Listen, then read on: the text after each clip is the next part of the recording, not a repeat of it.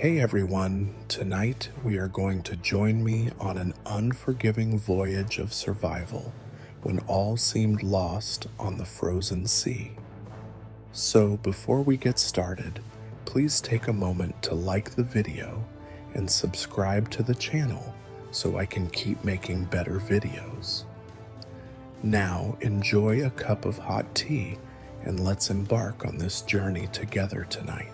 I remember the roar of wind like a freight train bearing down on our tiny sailboat, ripping at every seam, every joint. The sky bled dark charcoal as jagged clouds raced overhead.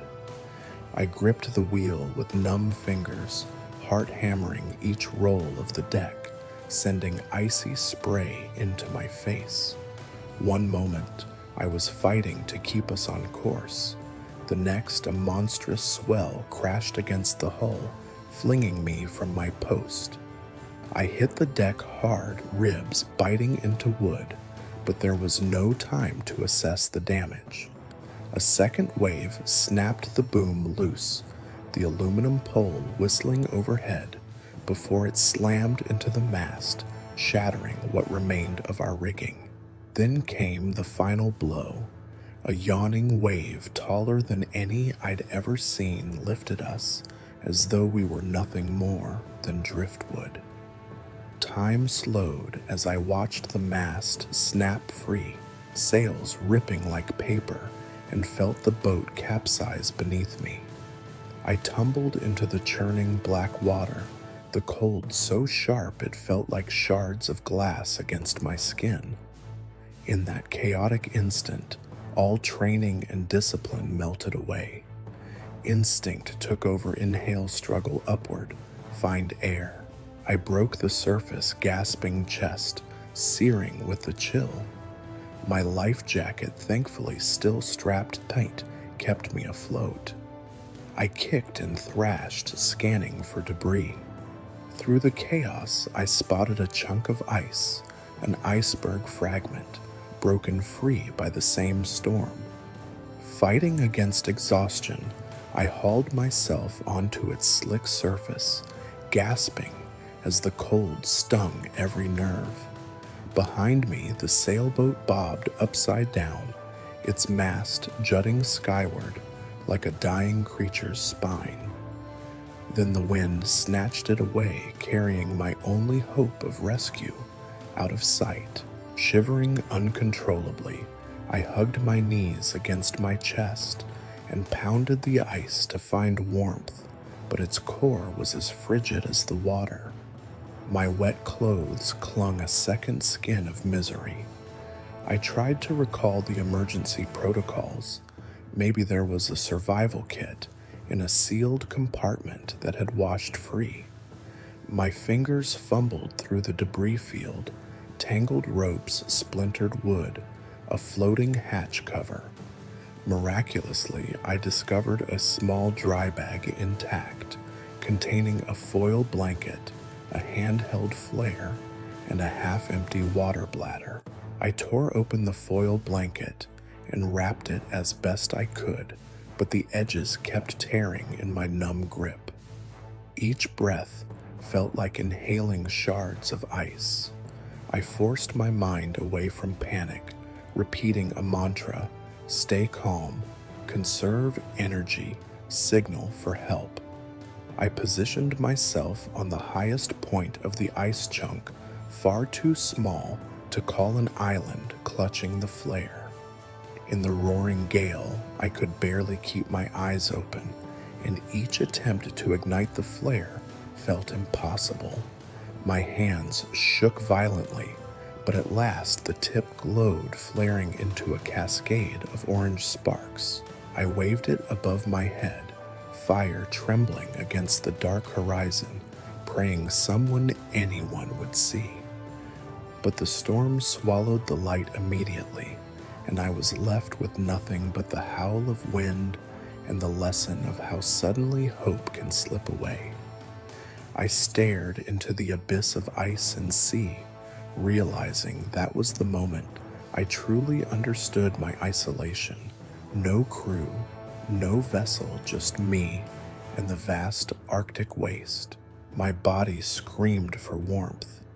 I hugged the foil blanket tighter, rocking my body gently to generate heat. I remembered the last radio transmission before the storm hit our captain's calm voice, cutting through static, and how safe I felt than part of a crew. Now that connection was severed, the only voice I could hear was my own internal thoughts, and they threatened to betray me, turning to panic.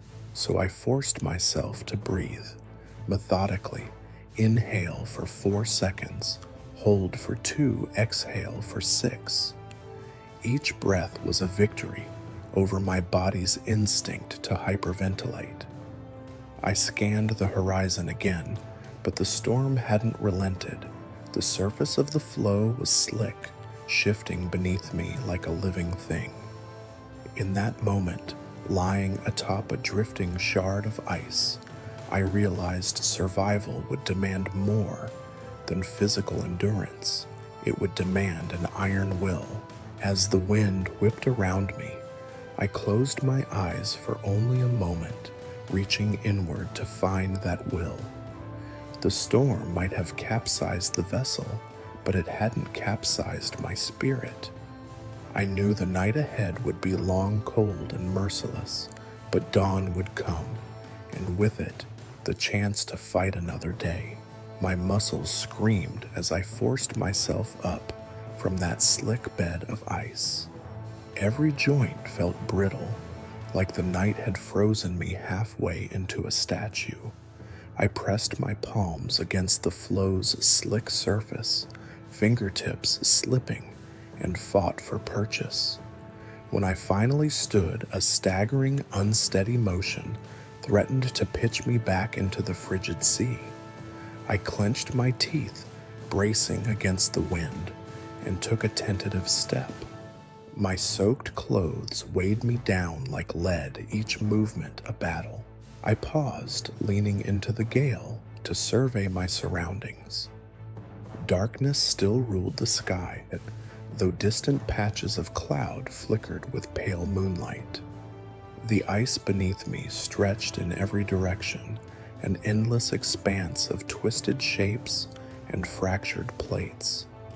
It reminded me of a shattered mirror reflecting nothing but white emptiness.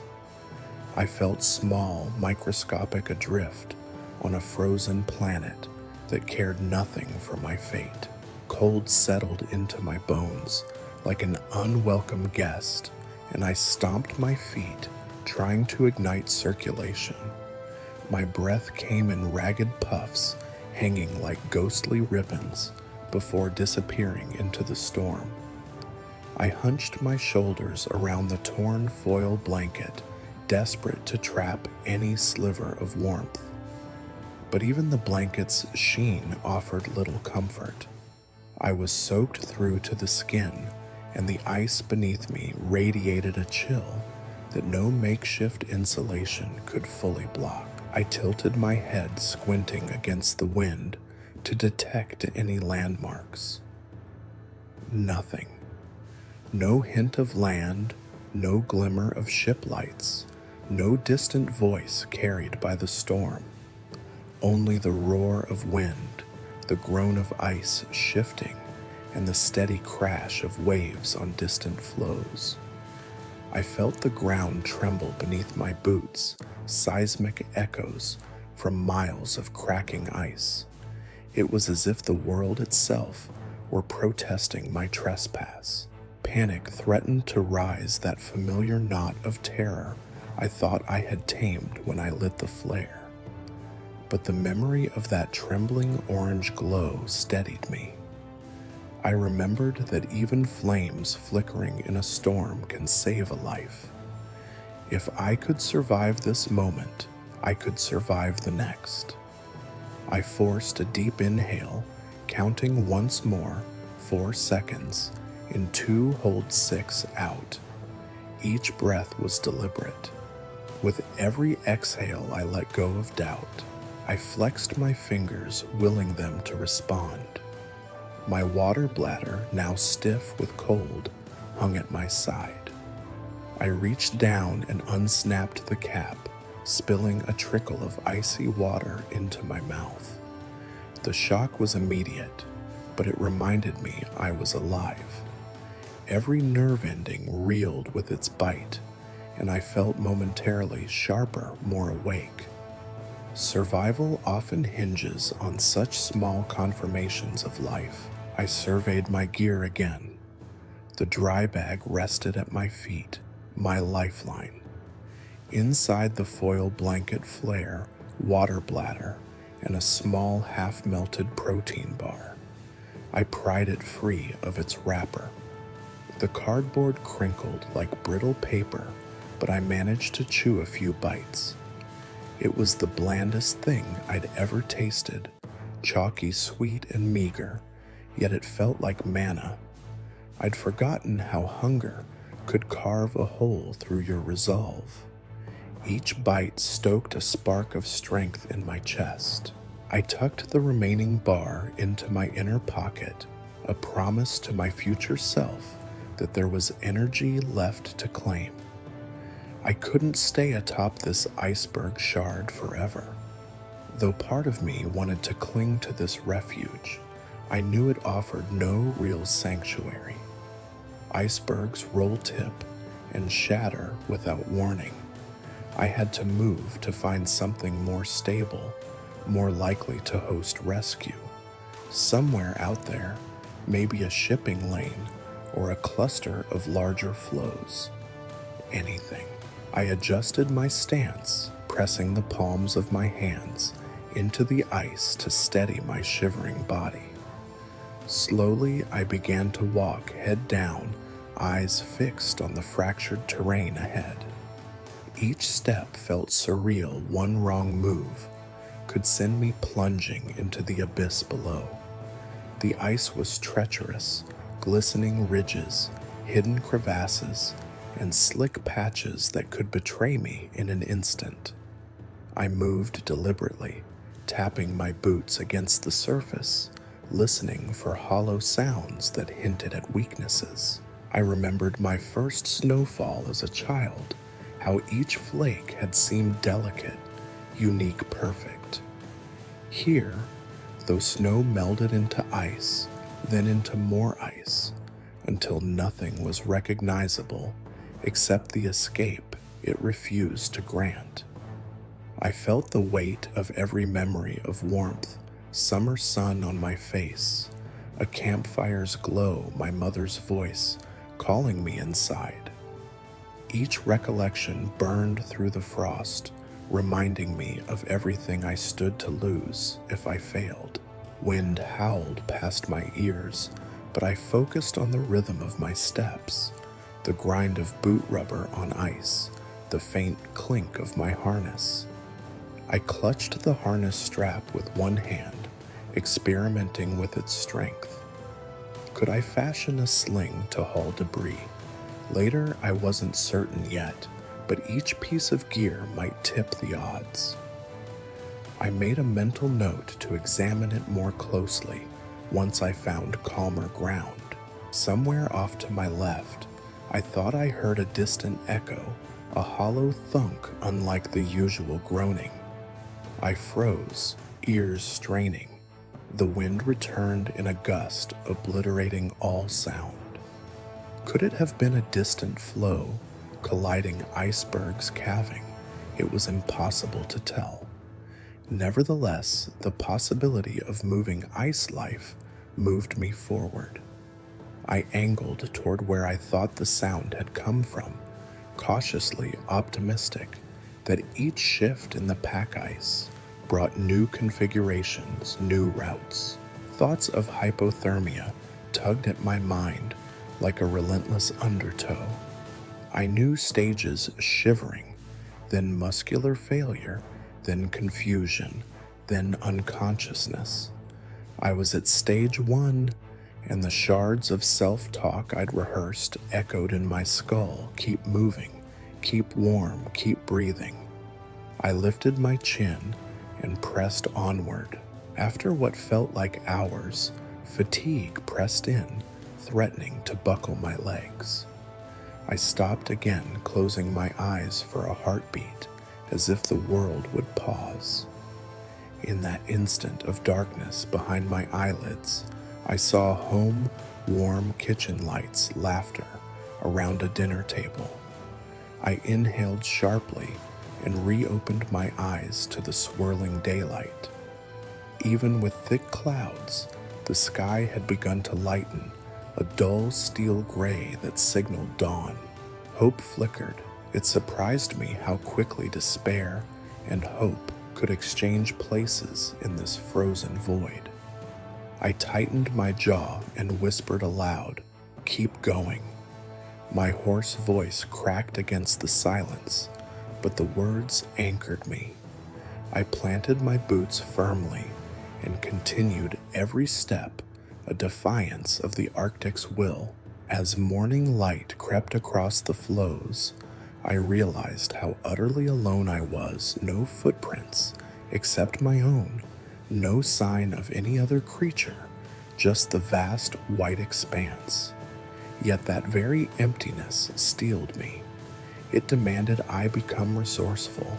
I scanned for larger ice ridges, shadows that suggested vertical faces I could climb for a better view. Somewhere beyond the next rise, there might be open water with landing potential, or even a distant ship's wake. I took another bite of that protein bar, more out of ceremony than hunger, and then stowed it away. The wind had slackened to a dull roar enough that I could hear my own breath without it being ripped away. I slipped on the foil blanket like a cloak determined to conserve heat. The horizon was changing. Shards of pink flickered at the edge, promising daylight. One foot in front of the other, I pressed on each stride, a testament to survival's simplest truth. Don't stop moving. Cold seeped into every bruise and cut I'd sustained during the capsize. I crouched beside a ridge of broken ice, drawing in a shaky breath. My ribs throbbed, and when I pressed my hand to my side, a fresh sting reminded me to move carefully. Still, I needed to assess both my injuries and the scant supplies at my disposal. Survival hinged on knowing exactly what I had and what I lacked. I eased onto my makeshift perch, leaning my back against a smooth ice wall. The wind had eased to a persistent howl, granting me a moment's respite. From my dry bag, I withdrew my headlamp, fumbling to click it on.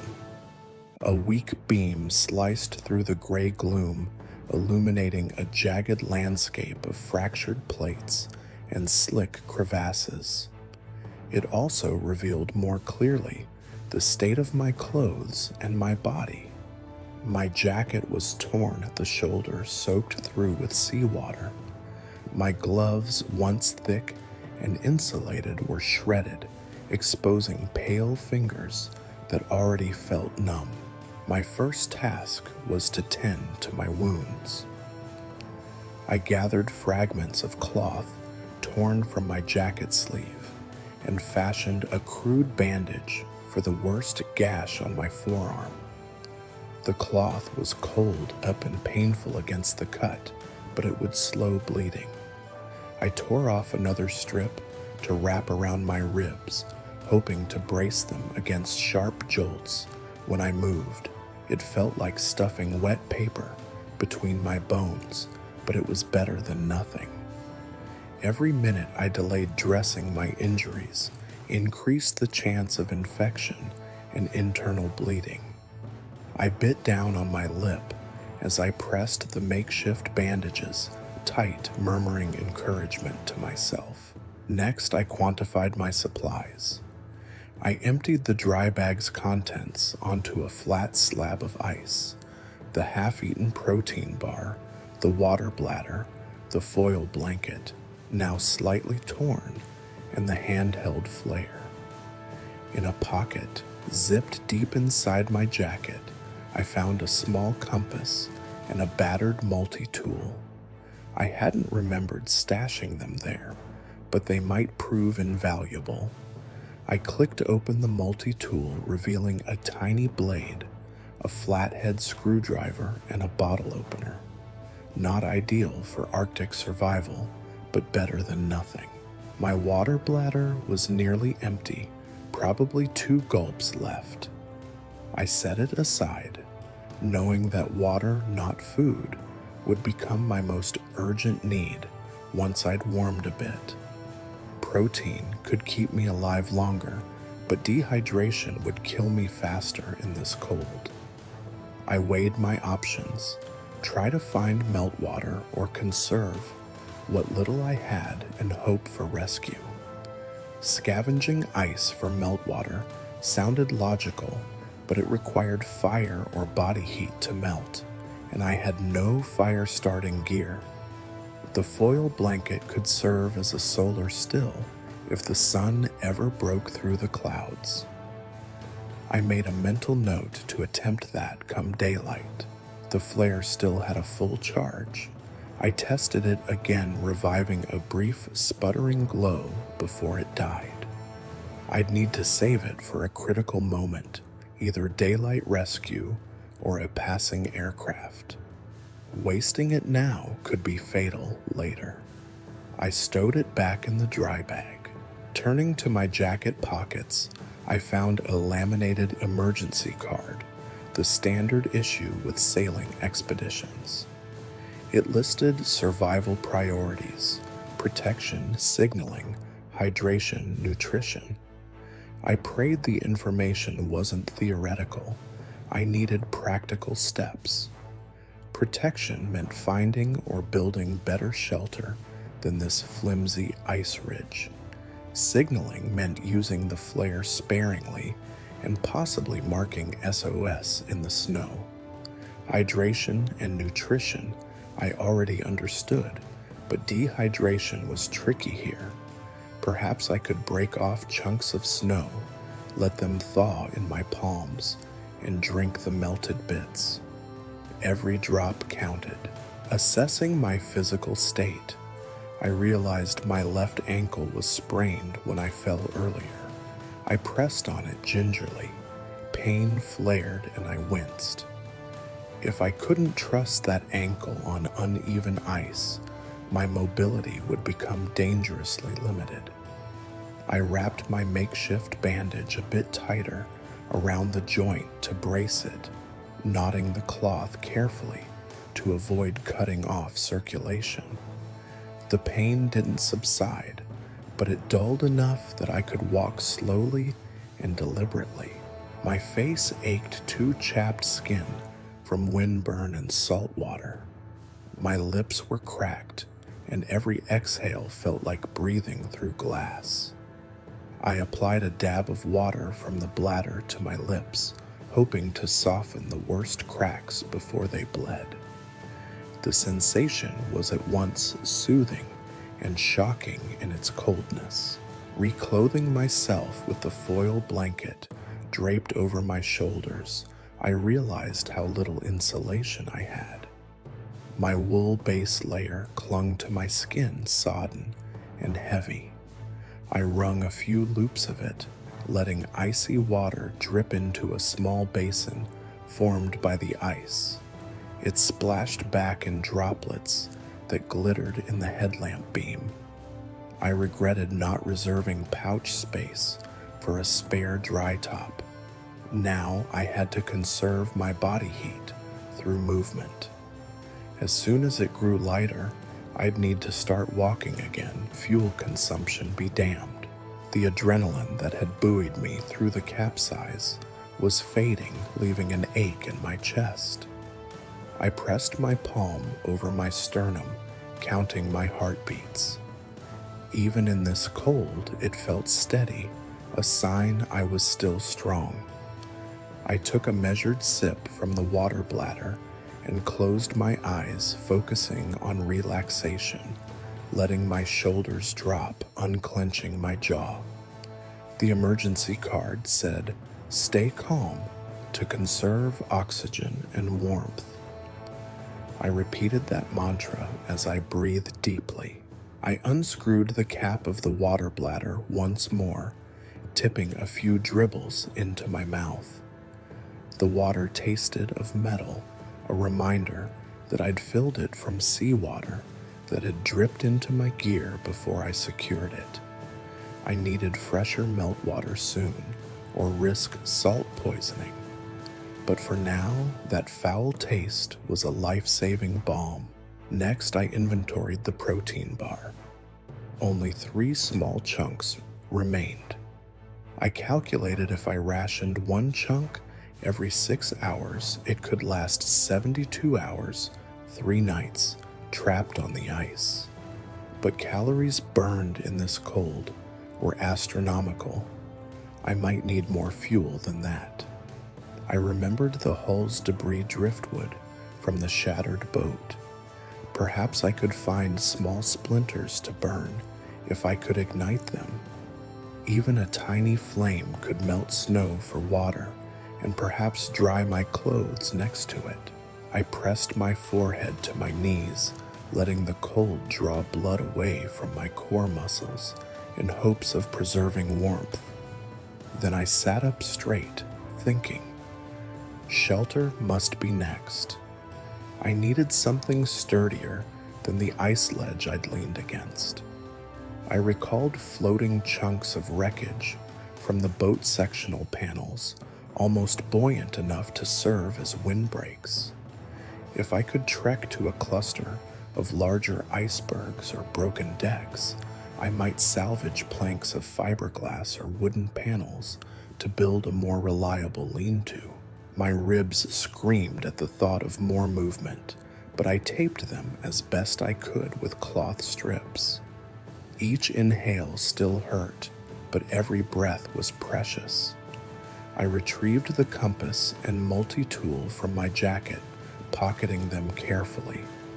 If I could pick a direction consistent with where shipping lanes might run southwest, according to the emergency card's A-B maze, I could head that way. It felt arbitrary in this white desert, but better than wandering aimlessly. I rose slowly to my feet, testing my ankle again. The pain throbbed, but the brace held. Gripping the harness strap, I packed everything back into the dry bag, a battered chunk of protein bar, the flare-empty cloth strips, compass multi-tool, and water bladder. The foil blanket went on top, ready for quick deployment. Pausing one last time, I scanned the horizon through the headlamp's glow. The ice field seemed to shift in time, with my heartbeat relentless, indifferent. But I had tools, I had grit, and now a plan. I would gather shelter materials, collect snow, and press on toward any sign of solid ground or traffic. With my injuries crudely managed, my supplies accounted for, and my battered courage intact, I took a deep breath, and then I stepped forward, each movement a testament to the fragile but formidable will to survive. I never realized how oppressive darkness could become until that first frozen night. The sun retreated beyond the horizon hours ago, and an ink-black sky settled over the expanse. The wind had dropped to a bone-rattling whisper, but the cold remained a merciless predator. My teeth began to chatter uncontrollably as I huddled beneath the tattered foil blanket, its once shiny surface dulled by tears and frost. Each breath felt like inhaling shards of ice, the air so frigid it scorched my lungs. I pressed my back against a larger slab of angled ice, wedging the edge of the foil blanket between us to block the worst of the wind. My body curled inward, knees to chest, arms wrapped tight around my legs, as though I could squeeze every ounce of warmth from my bones. The makeshift bandages on my ribs burned with every inhale, a constant reminder of my vulnerability. My sprained ankle throbbed in time with my heartbeat, each pulse like a small bummer. Hammer striking cold metal, time fractured in the darkness. I drifted between moments of lucidity and haze, each breath becoming an effort. My eyelids flickered as exhaustion crept in, begging me to sleep. But sleep in this cold would mean death. I shook my head violently, forcing the veil of drowsiness away. I whispered my mantra, shaky but determined, stay calm, conserve energy, keep breathing. The words echoed in the hollow silence, a feeble beacon against the vast void. Crawling on trembling hands, I reached for my dry bag beside me. My fingers fumbled until they closed around the handheld flare. I considered igniting it, but knew that brief blaze would only illuminate my bleak prison, burning precious oxygen and drawing cold deeper into my icebound sanctuary. Instead, I withdrew the empty water bladder, pressing its soft walls against my chest.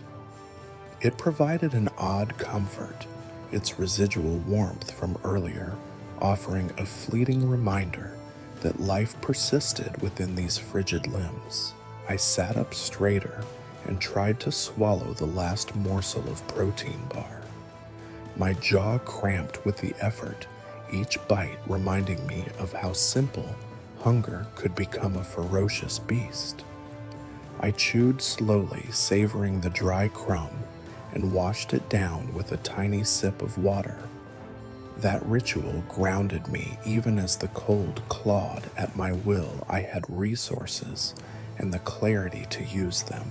I closed my eyes, picturing the dawn's gray light, that promise of relief I'd glimpsed earlier. In my mind, I saw the horizon brightening like a wound slowly healing. The picture sustained me through another shuddering exhale.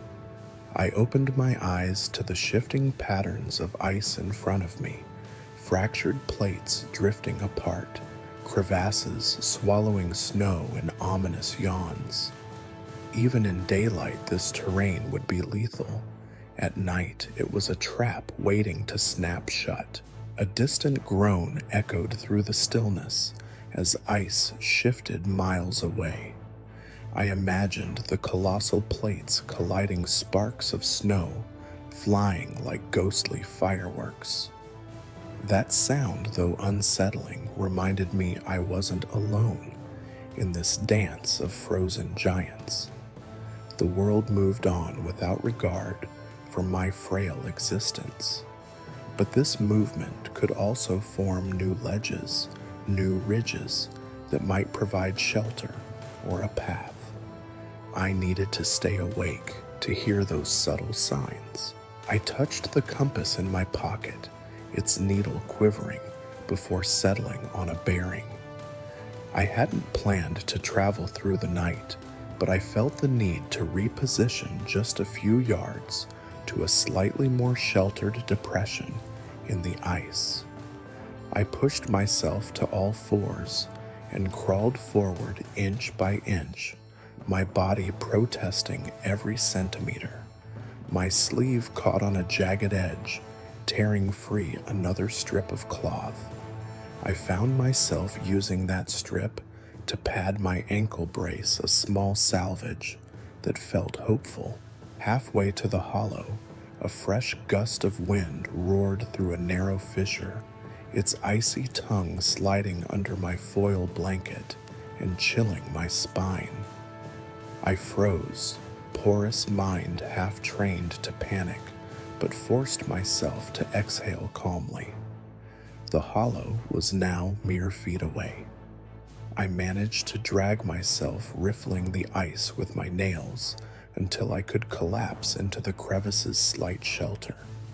Raising a knee, I blocked the worst of the wind, then crawled into a fetal position. Clutching the flare, I gazed upward into the abyss of night.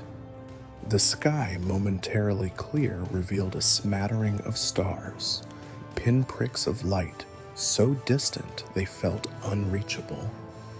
Yet they glimmered with ancient radiance undimmed by my despair. I imagined each star as a quiet witness, a silent companion to my ordeal. For a fleeting moment, I allowed myself to feel less alone, but the drowsiness returned insidious and seductive. My eyelids drooped and my thoughts blurred. I gripped the flare with sudden urgency, pressing it to my chest like a talisman. I promised myself I would ignite it the moment my mind began to drift.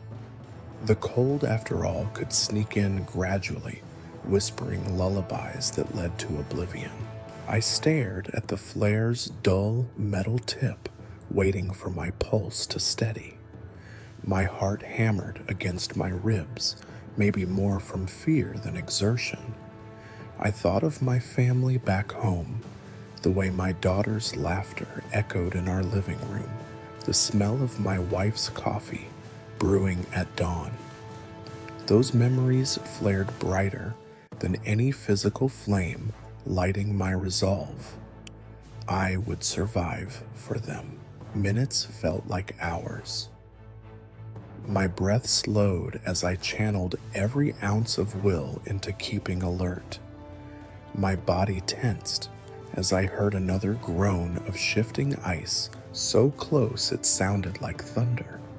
I replied silently, "Not here, not now." The chill seeped deeper still, creeping beneath layers biting flesh until I could feel nothing but a numb, throbbing hollowness. My teeth ground together involuntarily, and I clenched my jaw so hard I thought it might crack. But the jaw's ache was preferable to sleep's embrace. I flexed my toes inside my wet boots, willing blood back into my feet. I spent the rest of the night in that hollow, half-crouched, half-lying muscles, taut against every tremor of wind. Dawn had never felt so distant or so vital. With every shiver, with every heartbeat, I reaffirmed my determination to see that pale light rise again, to hear the wind carry a new promise of warmth. As the first pale blade of light sliced across the ice, at last I exhaled a breath I didn't realize I'd been holding. The darkness retreated reluctantly, but I welcomed its departure. I huddled there waiting for the full return of day, knowing the hardest part was over, but understanding how many battles still awaited. Daylight revealed the brutality of my surroundings, jagged shards of ice, jutting like broken glass ridges, yawning into crevasses that could swallow me whole. I knew I couldn't linger in the open, not when the wind could shift at any moment and send a sheet of snow slicing across the floe. I needed shelter, crude though it might be, to guard against wind chill and to give my battered body a moment's reprieve. I scanned the wreckage drifting around me, splintered planks of fiberglass, a few loose metal straps, the upside-down hatch cover still intact, and a length of rope knotted around a floating piece of railing. The foil blanket was no match for sustained Arctic gusts, but reinforced with stiffer materials, it could serve as a barrier. I hauled myself toward the nearest cluster of debris, an upside-down panel that had once been part of the boat's cabin. It teetered on the edge of the ice, tossed there by the storm. With legs burning and ribs protesting, I wedged my body beneath its lip and pushed upward. The panel shifted, scraping across the ice, with a screech that echoed across the floe. Each inch felt like hauling a boulder uphill. My arms trembled as I levered it into place, bracing it against a jagged ridge of ice behind me. It formed a slanted wall, its curved side facing the wind. I slipped beneath its edge and pressed my back to the ice, testing how well it blocked the biting breeze. A moment of relief washed over me. The wind still howled, but most of its force hit the fiberglass panel instead of ripping through my flimsy blanket. I crawled back out and surveyed my temporary refuge. It was little more than a cave of convenience, open at the sides and roofless, but it was a start. Next, I needed a roof and sidewalls to trap warmth. I grabbed the length of rope and tied one end to a nearby chunk of wood, then looped it over a slender ice horn protruding from the flow's surface. With the other end, I hoisted the foil blanket above the panel, straining to secure it so snow and wind would funnel around rather than through. My numb fingers fumbled with knots, teeth chattering as they tried to grip the slick rope. At last, I cinched it tight, and the blanket draped like a silver sail across the fiberglass, creating an angled canopy. Stepping back, I tested the new configuration. The wind, redirected over the top, fell back onto the floe beyond my shelter. The space beneath was narrower than I wanted, but it shielded my torso and had the critical zones for conserving heat. I crawled in and huddled low, pulling the edges of the blanket around me. Already the difference was stark. The roar of wind was muffled, and small pockets of air warmed by my body lingered instead of being whisked away. Despite this modest triumph, gaps remained. I needed walls to block lateral drafts. I rummaged through the debris field again and found a wooden plank, probably a piece of the deck's floor, and a length of aluminum tubing from the railing. Using the multi-tools flathead screwdriver, I pried loose a jagged shard of fiberglass from the panel's broken edge, creating a crude stake. Wincing at the pain in my ribs, I drove the splinter into the ice beside the panel's base, then wedged the wooden plank between the stake and the fiberglass, creating a makeshift sidewall. The plank splintered in the process, but it held. I repeated the maneuver on the other side, using the aluminum tube as a second stake to secure another piece of debris, this time a section of hatch cover I'd retrieved earlier. The result was a three-sided alcove, just large enough for me to curl up inside. I angled my back against the fiberglass panel, then swept snow into the base of the sidewalls, packing it tight to seal cracks. It felt absurd to pile snow against walls to block wind, but snow could act like mortar if compressed enough. Inside my shelter, the air was still almost eerily so. I removed the foil blanket from the canopy and wrapped it snugly around my torso, tucking the edges against the ice. My soaked clothes clung to me, and I rubbed them with my gloved hands to coax out more moisture, but there was little I could do without fire. Still, the shelter turned the worst of the wind away, and that meant my core heat stood a chance. My ankle throbbed when I shifted to adjust my position. I propped my injured leg straight and wrapped another fragment of cloth around the joint, retightening the makeshift brace. My ribs ached whenever I inhaled deeply, but the reduced wind chill made each breath slightly less torturous. I closed my eyes and concentrated on slowing my breathing soft and silent to conserve heat. The sun hung low on the horizon, casting long shadows across the flow. Its weak rays couldn't warm me, but they provided a psychological lift.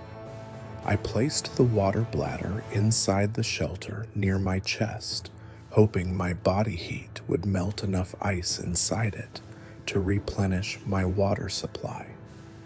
Then I took stock of my gear, the multi-tool Flare Compass protein bar, all within reach. I felt how small and fragile it all was compared to the ice monoliths surrounding me. My hands shook, and I rubbed them together briskly, willing warmth back into my fingertips. Then I realized I'd forgotten to fashion a ground pad. Direct contact with ice would continue to draw heat away. I searched for insulation and found a length of rope sheath, a braided nylon cover that had frayed from the railing. I coiled it into a small bundle and placed it beneath my buttocks, providing minimal cushioning but a buffer against direct ice contact. It was crude and likely to suck heat away over time, but it was better than bare ice. Moments later, I heard a distant crack like thunder. My eyes snapped open. The flow trembled slightly beneath me. Ice shifting was a constant threat, but the sound had come from the northeast, the direction I planned to head once I regained enough strength. I pressed my ear to the fiberglass panel to listen, but only the muffled roar of shifting plates answered. My temporary haven could be destroyed in seconds if the flow fractured. I reminded myself that any shelter in this place was provisional. The goal was only to survive until I could move again. I focused on the immediate wrap, the foil blanket around my legs too, and cover my head with its hooded pocket, an improvised hood formed by folding one corner over my skull. I tucked the ends into the sidewall, creating a cocoon that protected most of my body. The world outside was a roaring wilderness. Inside this hollow, time slowed to the pulse of my heart. I allowed myself a moment's quiet triumph. I had built a shelter from wreckage and ice, beaten the odds by using nothing but tools and debris. But pride was a luxury. Soon I would burn calories, hunting for nutrition and seeking better ground. For now, I would rest carefully. I took the last chunk of protein bar from its wrapper and placed it in my mouth, savoring it and letting the crumbs melt on my tongue. My throat burned from thirst, but I waited, letting saliva moisten the dry morsel. I leaned back against the panel shoulders, against the ice, and closed my eyes.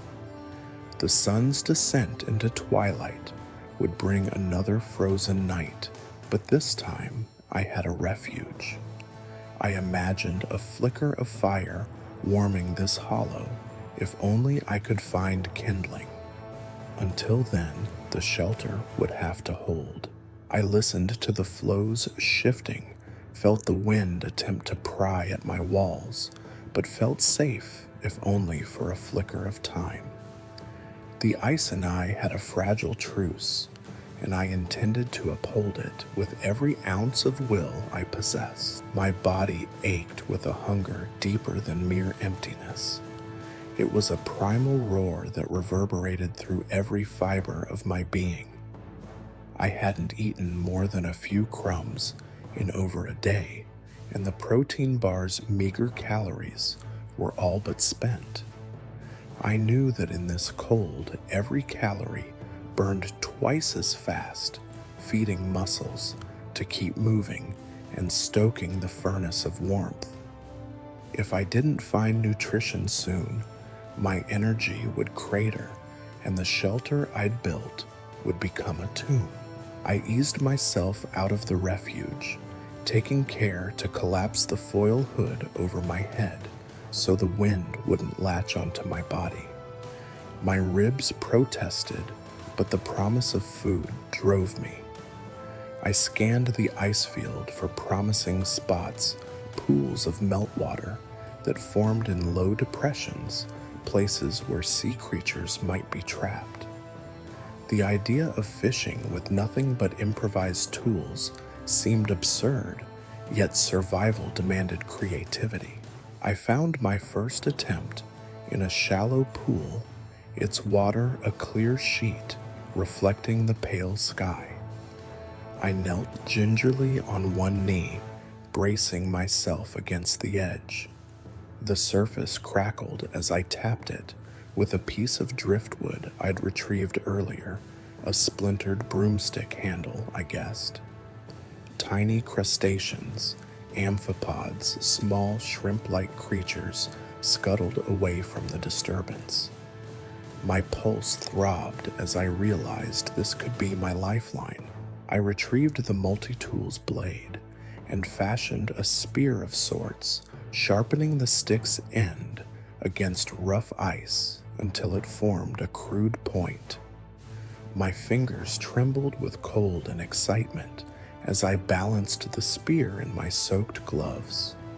I held my breath, controlling my heartbeat as best I could, and plunged the point into the pool. The ice around the pool's edge crunched beneath my grip. I felt the spear slide through icy water, brushing against something small and wriggling, then felt the stick catch. I jerked, pulling, and a tiny amphipod the size of my thumbnail popped free, its legs splayed. In an instant, my stomach clenched with gratitude. I cupped my hand beneath the creature and brought it to my lips. The taste was briny and rubbery, hardly a feast, but it was protein. I swallowed careful to breathe through my nose, so the cold air bypassed my throat. Each small bite rippled energy through my limbs, reminding me why humans evolved as foragers and hunters. I repeated the process, spearing 2 more amphipods before the pool froze over again beneath the chill wind. 3 tiny creatures yielded only milligrams of protein, but it was more than I had. I tucked them into my jacket pocket, planning to eat them slowly over the next hours. Nearby, a larger depression held brackish water tinged green. I suspected there might be small fish or jelly-like zooplankton. I moved carefully, testing the ice's thickness with my boots. The surface groaned under my weight, thin here, but not yet treacherous. I placed my ear close to the pool, listening for any sign of movement. A faint swirl beneath the surface confirmed life. I set the driftwood handle aside and pried open the hatch cover shard I'd left behind as a stake. Using its sharp, jagged edge, I chipped at the pool's lip until a small opening remained. Then, using a strip of cloth, I tied a loop the closest thing to a net I could fashion and dipped it into the water, swirling gently. My heart raced with anticipation. The cloth loop snagged something slippery. I pulled it free, a tiny fish no longer than my pinky. Its scales shimmered, and its eye glowed dully in the pale light. My breath caught. Catching it took every ounce of focus, and now I weighed my options: eat it raw and risk parasites, or let it thaw slightly on my palm first. I chose the latter, pressing it against my warm skin until its flesh softened. Then I bit skin, bones, and all. The fish's warmth blossomed in my chest as I swallowed. It was a luxury compared to the amphipods. With renewed vigor, I returned to the first pool, breaking a small patch of clear ice to keep more amphipods accessible. I collected 5 more, wrapping them in cloth to prevent them from freezing solid. It was tedious work, pinprick portions of sustenance, but every ounce counted. Next, I searched for mollusks' barnacles or mussels clinging to ice chunks. I spotted clusters of hard shells on a partially submerged floe edge. Gingerly, I pried at one with the multi-tool's screwdriver bit. The shell cracked, revealing a small white mussel inside. I couldn't cook it, so I held it against my tongue until it thawed, then chewed slowly. Its flavor was faintly sweet, with a chewy texture that reminded me of calamari. Each new taste bolstered my spirit as much as my body. I realized that hunger sharpened my faculties. The silhouettes of drifting icebergs seemed more distinct. The anti-symmetry of snow patterns hinted at wind direction, and even the faintest tremor of ice carried meaning.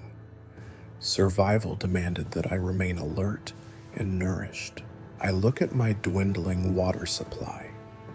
Protein stimulated dehydration, so I reached into a nearby snowbank and scooped a handful of fresh snow, wrapping it in my cloth strips. I pressed the bundle against my body near my core in the armpit area to melt periodically ringing drips into my mouth. The warmth of my body transformed solid snow into liquid over minutes. Each gulp of near pure water revitalized me more than the fish or crustaceans did. I allowed myself a moment's reflection. Here I was, alone on an Arctic floe, subsisting on the smallest creatures of the sea. It was humbling to realize how in nature's hierarchy I'd been reduced to the level of scavenger. Yet this primal engagement, this fight for every bite, awakened something deep inside me. I was alive, and the world was offering me scraps of life to cling to. Returning to my shelter, I arranged my meager bounty on a flat ice slab inside.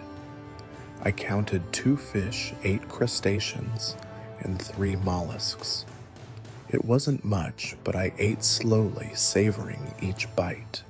My hands still shook, so I used the foil blanket to wrap the creatures, unwrapping only as I chewed. It kept the food from freezing instantly and prevented stray bits from drifting away in the wind. When I finished, I felt a warmth spreading outward from my gut.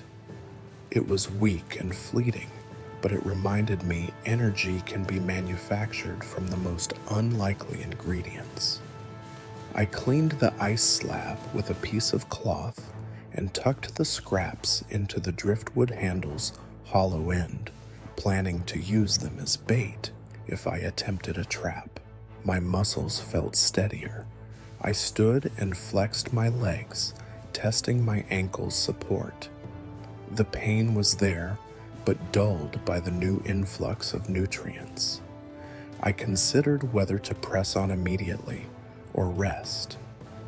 The sun was still low, giving me hours of daylight ahead. Movement burned calories, but lingering risked shock when night returned. I decided on a compromise. Gather more emergency rations, perhaps seal or bird remains, if any washed ashore on nearby floes, before resting in my shelter and then heading toward that distant iceberg ridge. Harnessing that resolve, I packed the remaining food into my jacket pocket and secured the hatch cover shard as a knife. Each bite had cost an effort, but the yield had doubled my strength. I retrieved the compass and pointed southwest, the direction the emergency card suggested for shipping lanes, and set off, cradling the driftwood handle like a fishing rod at my side. Hunger had been momentarily sated, but the hunt was far from over. I moved across fragile plates of ice alert for pools and shoreline debris, every sense on high. The Arctic had fed me scraps today. Tomorrow I would need more. But for this moment, protein pumping through my veins, I felt unstoppable. The Arctic silence pressed against me like a physical weight more crushing than any storm. After my foraging expedition, each step back to my shelter rang loudly. In my ears, the crunch of ice, the distant click of shifting floes, and then nothing. No human voice, no mechanical hum, no sign of life beyond the crackle beneath my boots. A hollow ache settled in my chest, deeper than hunger or cold isolation. I sank beside the fiberglass panel, pulling the foil blanket tighter around my shoulders. My mind, starved of companionship, conjured voices from memory. My daughter's laughter, my best friend's easy banter, a colleague's steady reassurance during crises. Those echoes felt both comforting and cruel reminders of warmth and connection that the frozen world denied me. Doubt crept in. What if no one came? What if the flow drifted too far off any shipping lane? What if daylight never revealed a rescue? I pressed my palms against the rough surface of the panel, feeling its cold solidity. It reminded me I was alive, and this is where my strength resided, in every bead of sweat I'd shed, every wound I'd wrapped, every creature I'd caught. I closed my eyes and breathed, recalling my breathing exercise. Inhale 4, hold 2, exhale 6. The rhythm steadied me, tempered the turmoil of thoughts. Doubt was an enemy I could fight with the same tools I used against cold, deliberate calm and forward motion. Memories came in fragments.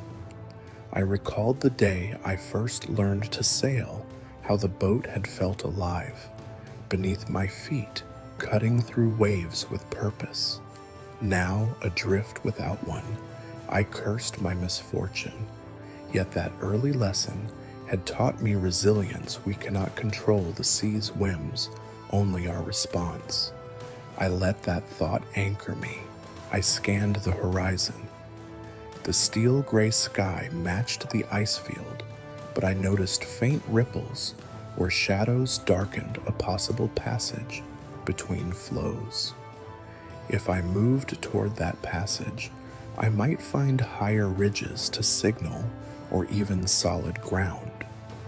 My body still ached, but the prospect of movement quelled the gnawing doubt. I rose, testing my ankle and ribs. The pain was a reminder of vulnerability, yes, but also of survival to this point. My mind circled the question, why me? Why had I been singled out for this trial? In that swirl of despair and frustration, I glimpsed the core of determination. Survival wasn't fair.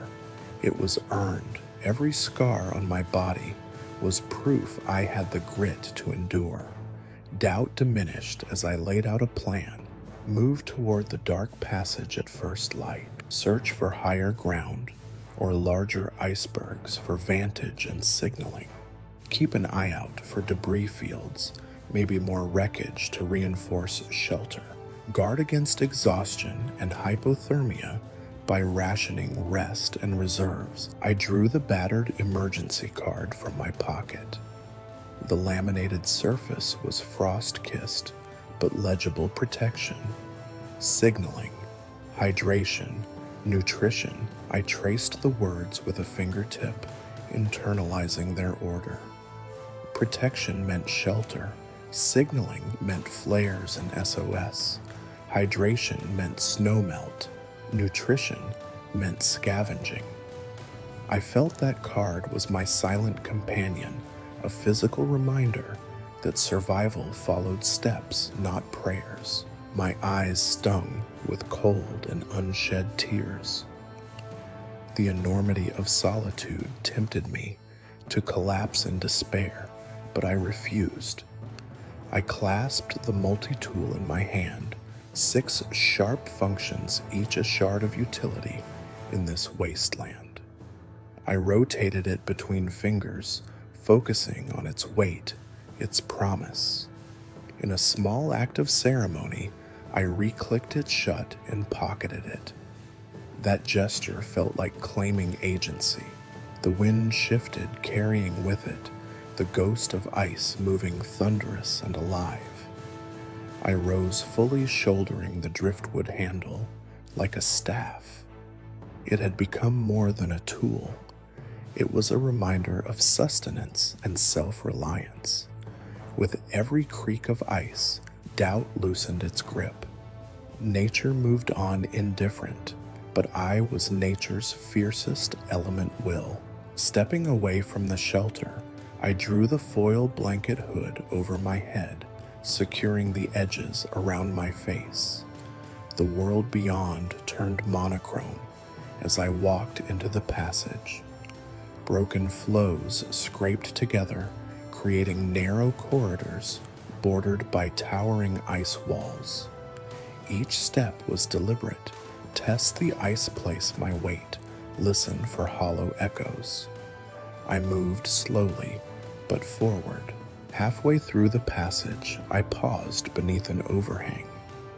A shard of sunlight, weak but insistent, pierced the gloom, illuminating swirling snow motes. It was as if the sky winked at me, acknowledging my resolve. In that glow, memories of camaraderie faded into the present moment. I was alone, but not powerless. I inhaled deeply, feeling cold air burn my lungs, but it also invigorated me. The passage emptied into a broader ridge, a series of connected flows with small peaks, each offering a vantage point. I climbed the first an outcrop, careful to test every foothold. At the top, I planted my feet and looked around. The scale of the ice field stunned me, vast, unbroken, beautiful in its cruelty.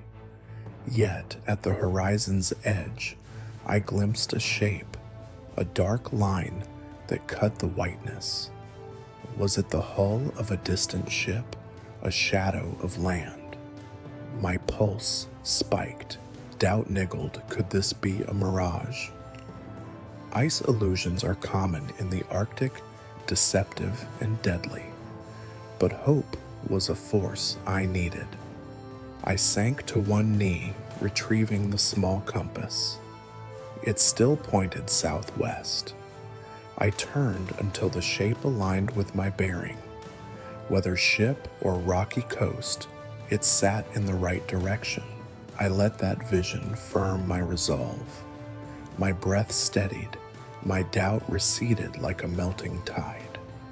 I rose, feeling the ache in my ribs, but free from the paralysis of fear. The path ahead was uncertain, but I had direction. Each step beyond that ridge would propel me closer to either rescue or at least its certainty. I tucked the compass away and placed a hand on the icy summit. The contact was numbing, but grounding. I whispered into the wind, "I see you." It was a pact between me and the Arctic, an acknowledgement that I would endure, and that the Arctic would no longer hold me hostage by doubt. With that vow, I moved onward, each stride a testament to the power of conviction over isolation. The flow beneath me groaned like an ancient beast awakening. Each crest and trough echoed through the ice, sending tremors up my legs as I climbed the series of ridges ahead of me. My breaths came in controlled bursts. Inhale, 4 hold, 2 exhale, 6 almost ritualistic now, a tether to calm amid shaking ground. I leaned into the slope, fingertips grazing the icy surface, to guide my ascent and felt the subtle vibrations of ice shifting miles below. I remembered the emergency card's warning ice is alive. Now I understood it. Plates' pivoted edges ground against each other, and cracks snaked outward like fractures in a mirror. I picked my path carefully, testing each step with the toe of my boot before committing my weight. One false move could send a blade of ice slicing through my equilibrium, or worse, split open beneath me, spilling me into an icy void. At the summit of the first ridge, I paused. The wind, though weakened, carried particles of snow that stung my cheeks. Through gaps in the clouds, the sun cast a pale, diffuse light across the field, illuminating long shadows that marked new fissures. I noted them carefully, plotting a route that wove between the largest plates. My compass remained useless for navigation here. The ice's movement might render a straight line meaningless. Instead, I relied on observation-modeled textures indicating age and stability. Thicker ice held a matte finish, while newer, thinner sheets gleamed slick and treacherous. A sudden rumble rolled beneath my feet, like distant thunder. I crouched low, heart pounding, as a nearby crack widened, spitting loose shards that tumbled into a yawning chasm. I watched in awe and fear. The flow was fracturing before my eyes. The panel of my makeshift shelter lay miles behind me, and I realized how fleeting any refuge could be. The ice reshaped itself, indifferent to my survival. I swallowed hard and pressed on, knowing that hesitation could be just as deadly as a plunge. I spotted a series of ice doglegs, zigzag patterns, where the flow had shifted and resealed. These doglegs created a rough ridge I could follow like a spine through the frozen terrain. Leaning into each bend, I maneuvered with deliberate, steady steps. My ribs protested the twisting motion, but I welcomed the slight warmth generated by exertion. Each heartbeat reminded me of life, each muscle contraction a declaration of persistence. As I traversed the ridge, I came upon evidence of other travelers, animal tracks, perhaps fox or hare, crossing the ice. Their prints were small, delicate, and pointed toward an area where ice converged into a more stable-looking mass. I knelt, brushing snow aside, to confirm yes footprints. If wildlife dared this fractured world, perhaps it indicated a route worth following. Instinct and desperation aligned in that moment, guiding me toward a cluster of larger flows. Stepping off the ridge, I descended into a shallow valley where the ice was thickest. The surface here bore the scars of pressure ridges where plates had collided and thrust up jagged walls. I gingerly scrambled over one such wall, its crest rising nearly 6 feet. My makeshift sheath under my arm snagged on a protruding shard, tearing again, but I paid it no mind. Above me stretched a sea of irregular peaks, each one a testament to the Arctic's raw power. I chose a target ahead in a broader, gently sloping plateau of ice that seemed less broken. According to the card, stability was key. The larger the plate, the slower it moved. If I could reach that plateau, I could rest, and maybe even fashion more substantial tools from debris washed ashore on its edges. I angled toward it, watching each crack as it formed or widened. Midway, I felt the ground shift sharply. The plateau was moving, sliding beneath a neighboring flow, like titanic gel. I froze hard in my throat as the two masses scraped together, grinding ice into fine powder that swirled in the air. Then, with a violent jolt, the plateau lurched forward, crawling several feet in a moment. My stance wobbled, and I scrambled for stability, pressing boots into the ice. Adrenaline flooded me as I fought to remain upright. When the shudder passed, I exhaled, wiping condensation from my goggles. The plateau had shifted closer to a line of debris, twisted metal, and wood from the cabin panel, almost as if the ice had delivered me a gift. I saw the potential: immediately more materials to reinforce shelter or fashion tools. Gathering courage, I stepped forward, careful to avoid a newly formed crevasse that now yawned where a smooth sheet had been minutes before. Closer to the wreckage, I paused again, listening. Beneath the wind's howl, I detected a low, rhythmic pulse, a repeating crack that suggested another section of ice was moving on a hinge. I tilted my head, following the sound, until I pinpointed the hinge line. It marked the edge of a stable flow I could reach if I moved quickly. Visibility remained good, but I knew storms could roll in without warning. This window might be brief. I sprinted the final few yards, snapping audio notes to myself under my breath. Debris cluster at 150 stable plate ahead. Move fast. I reached the edge, skidding lightly on loose shards, and collapsed beside the debris. My body trembled from exertion and cold, but I felt triumph welling in me. Ice had tested me and delivered.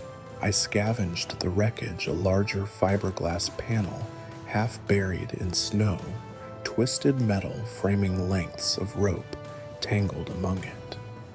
Each piece was another chance to fortify shelter or craft signaling panels that might catch aircraft light. My mind raced with possibilities. But first, I needed to claim this stable ground. I planted the rope's end into a crevasse, anchoring myself, then gingerly stepped onto the plateau's surface. It felt firm, low-angled, and expansive, a relative haven in that capricious world. I sank to my knees, pressing the flow's cold surface as if sealing a pact. The shifting had ceased here. The ice below was one solid sheet. It would remain my base for now. I set to work arranging the larger fiberglass panel as a second windbreak, laying rope supports to tie additional debris and planning an elevated platform from which I could signal. The plate's center lay clear of snow, where I could build a small cairn of white debris to spell out SOS visible from above. While I worked, the flow sighed beneath me, a reminder that stability was temporary.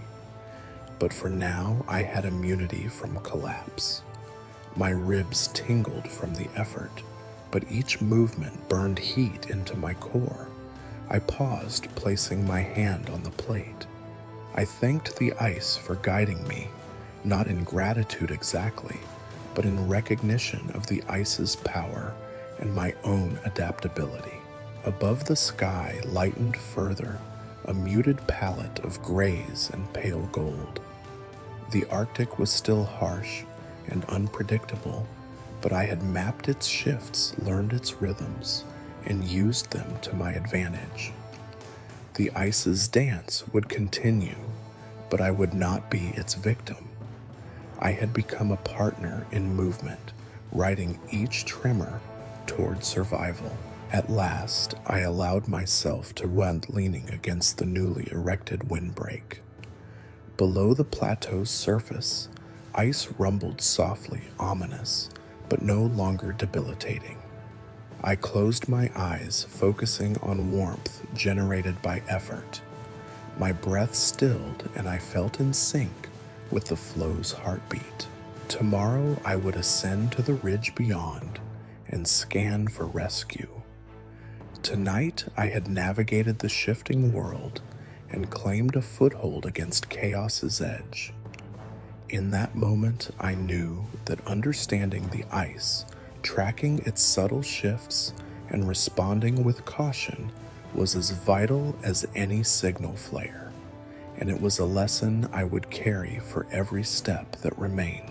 I wake before the waning sun dips behind the horizon, the plateau's cold surface beneath me, already dull and gray. My body protests when I rise, ribs aching from yesterday's labors, but fatigue is a luxury I cannot afford. I peel back the foil blanket hood, the fabric rustling like dry leaves, and press my forehead to the ice, tasting its metallic chill. Then I lift my head and scan the dimming horizon, eyes narrowing against the gale that has picked up once more. At first, I see nothing but the endless sheen of ice and water, the boundary between them blurred by drifting flurries. Then, 10 degrees left of southwest, I detect what I almost dismiss as a trick of light, a dark smudge where none should be. My heart hammers against my ribs, equal parts thrill and terror. Could it be a ship, a distant berg, or merely a depression in the ice?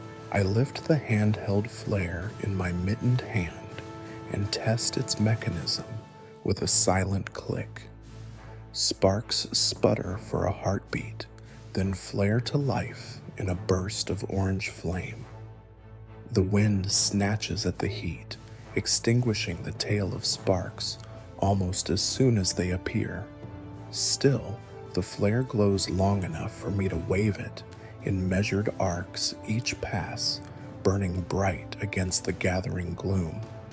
I hold the flare aloft, my arm trembling, and shout into the wind, my voice a ragged rasp that vanishes instantly. Hey, over here. Silence answers. A fresh wave of doubt crashes through me. Perhaps nothing is there. Perhaps I'm hallucinating. But I see the smudge again just as the flare guttered. Mustering resolve, I snap the flare to my side and slide the cap into my pocket. The orange glow lingers in my vision as I crouch, wiping condensation from my goggles. I press my back against the windbreak, trusting it to shield me from gusts while I watch. The smudge holds its place, a silhouette darker than the ice, with a shape that suggests angular lines rather than organic curves. For a moment, time suspends itself.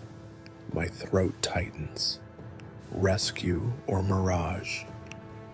There's no room for error. I retrieve the laminated emergency card and run my thumb along its surface. Under signaling, it lists options: flare ground signal mirror. I have no mirror, but I do have the reflective foil blanket. I fold it into a makeshift mirror, angle it toward the silhouetted shape, and catch a fragment of sun's last rays, meager though they are, and flash them in rapid succession. The shifting light flickers across the ice. Then I pull the multi-tool from my pocket, slide open the blade, and scratch a giant SOS in the snow atop the plateau, each letter nearly 3 feet tall. Snow sprays like powdered sugar settling and clinging to the grooves. I cover the edges with small stones from a nearby pressure ridge, making the letters more defined against the white field. I step back and squint. My handiwork should be visible from the air if any aircraft fly over. I hunch low, chest pressed to the ice, and peer through the gathering twilight. The smudge remains. My pulse pounds as the wind shifts, carrying my scent and my shouts away. I remind myself to breathe deliberately, 4 in 2, hold 6 out. The mantra steadies me, but doesn't calm the wild hope raining through my veins. Minutes pass, each stretched taut like a bowstring. I relight the flare this time, igniting it just as a gust momentarily eases. The shaft glows incandescent smoke, rising in a thick plume.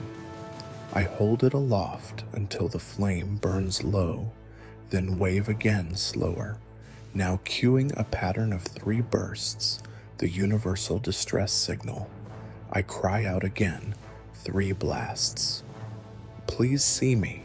Still nothing moves in the distance. The smudge might be a permanent shadow, or it might be a massive iceberg impossibly still. My mind recoils at the possibility that I've expended 2 flares for a phantom. But then a shift, a subtle change in shape, as if the dark line has grown narrower or turned slightly. Anxiety and hope clash inside me, turning my senses to hyperdrive. I close my eyes and remember my daughter's face, her wide eyes when I tuck her in, nightlight casting soft warmth across her room. I promised her I would always come home. I promised her I would survive. I open my eyes to the horizon and raise a free arm, fingers splayed like a semaphore signal. Arms up, arms down, arms up again and again. I pound my fist against my chest, signifying life, a plea for recognition. A tremor rumbles beneath me. Ice groans and cracks. My shelter's secondary windbreak wobbles. Instinct screams for me to jump back inside, hunker down until the flow recalibrates. But I cannot abandon my signal. I stay rooted, bracing against the windbreak, unyielding. Then I see motion, a glint of metal, a mast or antenna emerging from the dark shape. It's fleeting, almost imperceptible, but unmistakable. My heart tunnels, blood roars in my ears. It's real. It's there. A vessel, a ship, maybe an icebreaker or fishing boat, cutting a line between flows. It sports vertical lines like poles and a blocky silhouette too angular for an iceberg. I light another flare, this one held at arm's length, and swing it in 3 measured arcs. Flames scatter, sparks dance like embers caught in a gale. The pattern is clear. I am here. I need help. I cup my mouth and scream hoarsely. Over here, please. The wind snatches my plea, but perhaps it carries far enough. I watch the shape respond. A light white and then red flickers at its peak, not from nature, but from machinery. It pulses twice, then pauses, then pulses again. A coded reply. It feels deliberate, like a Morse echo. You are seen. You are recognized, and then a faint blast of sound, a foghorn's distant bellow that reverberates through the ice. My ears ring, and tears sting my cheeks, but I smile through chattering teeth. I collapse onto my side, pressing cheek to creaky ice. Relief floods me, the tension that's tightened my muscles breaking in a rush. I cannot believe it's happening. Rescue is coming. I close my eyes, savoring the moment, imprinting it on my mind, the dark hull against the pale sky, my flaming beacon in the wind, the ship's pulse of acknowledgement. All the months of training, all the days of endurance have led here. I force myself back to my feet, staggering toward the cliff edge of the plateau. The ship is closer now, a blocky behemoth carving a path through the sea ice. Its hull is painted the dull gray of utility, and I can just make out script near the bow, perhaps the vessel's name or home port. It doesn't matter. The sight of crew members on deck, dark shapes against floodlights, ignites a wave of gratitude. I wave both arms and hurry to the edge, shouting once more, though I know they can't hear me over the wind and the ship's engines. The deck lights beam toward me, and shadows dance on the ice. I step backward, wipe snow from my goggles, and let my knees buckle. I slide to the ground spine against the floe and exhale. The world tilts but remains upright. Rescue is real. Beyond relief, I feel a flood of fatigue crash through me. My muscles tremble and my vision clouds. But I am homeward bound. For the first time in days, I allow the pain to soften. I lean back, head cradled by the ice, and stare upward at a sliver of sky. The storm has passed. The horizon bears new meaning. Thank you, I whisper, voice raw. Thank you for seeing me. The flow's gentle heave beneath me felt more reassuring than any ground I'd known in days. My limbs trembled not from cold, but from adrenaline tapering into exhaustion. As the ship loomed closer, its hull's vibrations traveled through the ice, subtle but steady, a heartbeat I could finally sync with. I pushed myself upright, boots slipping on the frosted surface, and staggered toward the cliff edge barrier I'd fashioned. Crew members crowded the railing, their bright parkas and headlamps painting flickering shapes against the night. I waved the ragged foil blanket overhead, its silver sheen catching floodlight and reflecting back in blinding flashes. "I'm here," I shouted, voice cracking. A spotlight swung around, bathing my shelter in stark illumination. I saw a figure raise a radio to their mouth, calling orders in clipped tones. Within moments, a hatch clanged open, and two crewmen in insulated gear began lowering a rescue sled. Its runners sliced grooves in the ice as it approached, guided by ropes and taut lines. My heart pounded as they drew near. I swallowed against a throat raw from shouting. One of the men, tall and broad-shouldered, leaned over the sled's edge and called down, "Can you stand?" His voice was filtered through a thermal mask, but steady, a lifeline in human form. I nodded, though the motion sent a searing jolt through my ribs. "Yes," I rasped. "I think so." Behind me, my shelter, my fortress of debris and ice, stood silent, its purpose fulfilled. I backed away slowly, each step measured. My ankle protested, sending a spike of pain up my shin. I ignored it, focusing on the sled's shimmering edge. The crewman dropped a thick strap.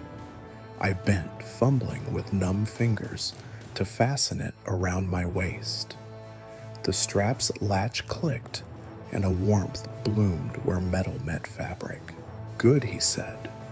"Now carefully lie down." I eased myself onto the sled's padded surface, the rush of cold air replaced by the scent of engine exhaust and heated canvas. My spine pressed against insulation that radiated warmth, and the contrast was surreal. The other crewman tightened another strap across my chest. "Hold tight," he instructed. The sled slipped backward, the runners grinding on ice, pulling me toward the ship's hull.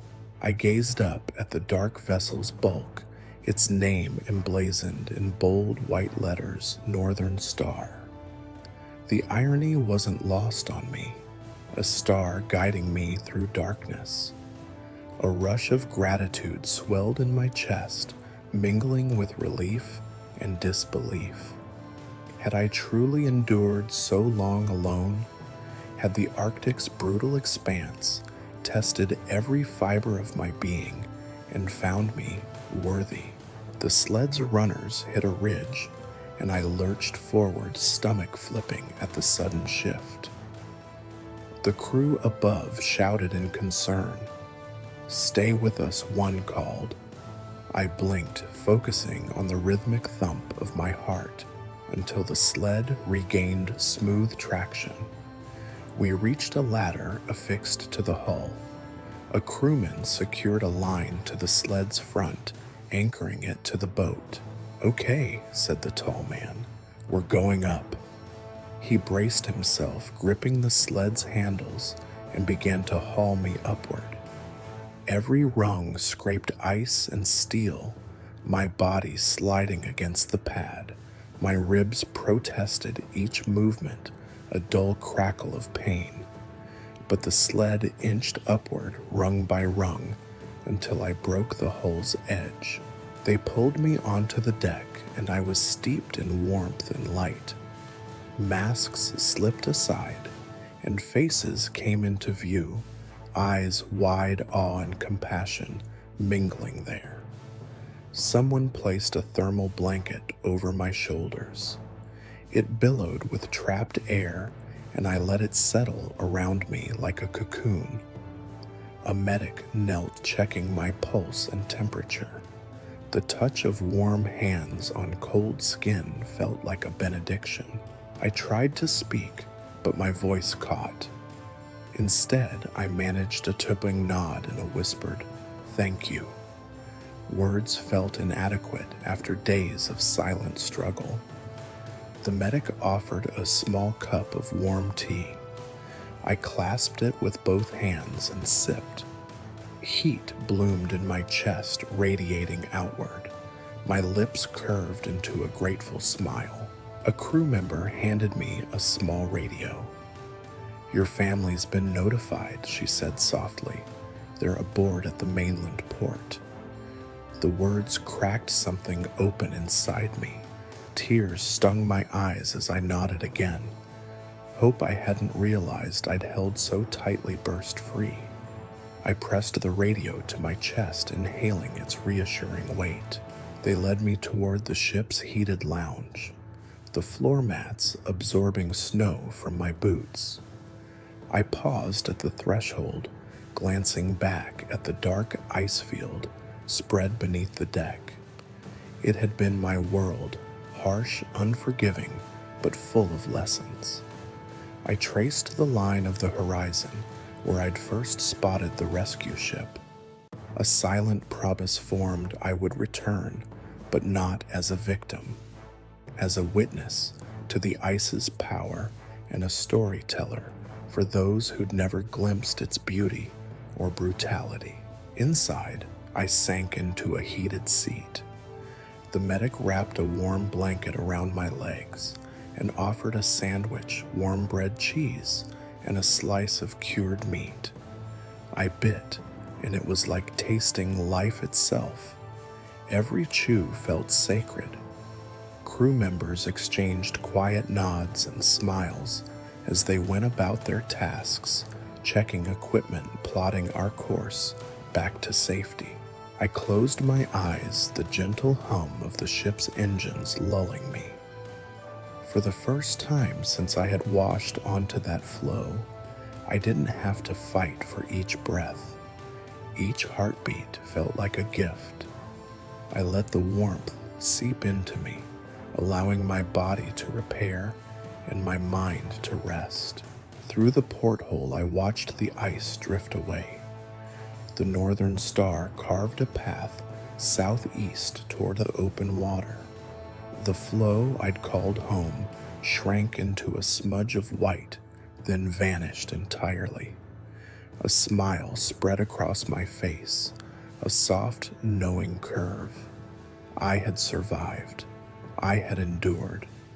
And now I would carry its story with me, a flame of human resilience shining in memory of those frozen nights. I tilted my head back against the seat, closed my eyes, and let gratitude wash over me. Rescue was not the end. It was the next chapter. The easing hum of the ship's engines was a distant comfort, but my mind remained tethered to the ice. I drifted in and out of half-sleep aboard the Northern Star, cocooned in thermal blankets, and sipped broth that tasted of clay and life. Yet even in this haven, my thoughts returned to the flow and the whiteout storm I'd glimpsed on the horizon days earlier. The Arctic's mood could shift in an instant, and I was determined to understand that final trial I'd face. When the medic gave me clearance to stand, I moved slowly, bracing against muscle stiffness that felt like brittle branches. I followed a deckhand through the narrow corridor toward the observation deck, where the cold seawater spray clung to portholes and the Arctic wind tugged at my borrowed parka. Upon stepping out, a blast of wind jolted me upright, instant clarity of how thin the line was between shelter and the void below. Ahead, the floes lay in fractured slabs, and beyond them, a wall of swirling whiteness churned. The whiteout storm was arriving. I watched as snow whipped into the air, driven by gale-force winds that tore at the ice and the sky alike. Visibility plummeted. Horizon and sea merged into an undifferentiated sheet of gray. I felt a pang of gratitude for safety, for warmth, but also a haunting pull of memory to that storm's heart. I'd been atop that ice field long enough to know how merciless a whiteout could become. One moment, I'd seen shapes and contours. The next, I was blind in a featureless void where every step could lead to a crevasse. On the floe, I'd learned a mantra, eyes forward, footing sure. But in a whiteout, eyes forward offered nothing, and footing sure became a desperate wish. My palms pressed against the cold steel rail as the wind hissed around me. Snow struck my goggles with stinging force, and I fought the urge to retreat. Part of me yearned to rejoin the warmth inside, but I needed to witness this. I needed to reconcile how I'd persevered through such disorientation. I recalled crawling into that hollow beneath my fiberglass panel, hugging my knees against my chest and clinging to the handheld flare as the world dissolved around me. The wind had sounded like distant screams, and the floe had felt as if it wished to swallow me whole. My breathing had slowed to a painful precision, each inhale and exhale a calculated effort to stave off panic. If my lungs screamed for warmth, my mind screamed for direction, and there was none. The crewman beside me, his parka, the vivid orange of life jackets, nodded as he noticed my gaze fixed on the maelstrom. He gestured and shouted over the roar, "Easy out here, hold tight." His voice was raspy through the gale, but grounding. I squeezed the rail with both hands, knuckles white, and pressed my back against the bulkhead for stability. The deck pitched with the ship's roll. I had to anchor myself physically and mentally. Visibility hawkishly low, I imagined stepping onto the floe at that moment. I pictured my shelter buried in drifts, the entrance blockaded by snow that formed in swirling mini-dunes. The wind would scour pockets of ice until the floe gleamed polished, and any makeshift windbreaks would have shredded. I revisited the faint crack of falling debris, the sense of the world ending in muffled thunder around me. The whiteout had been a gauntlet. Stay awake, stay warm, stay alive. I watched as the storm front advanced its edge, ragged like torn paper. Snow scuttled across the ice in sheets, then betrayed gaps that revealed the sickly light beyond.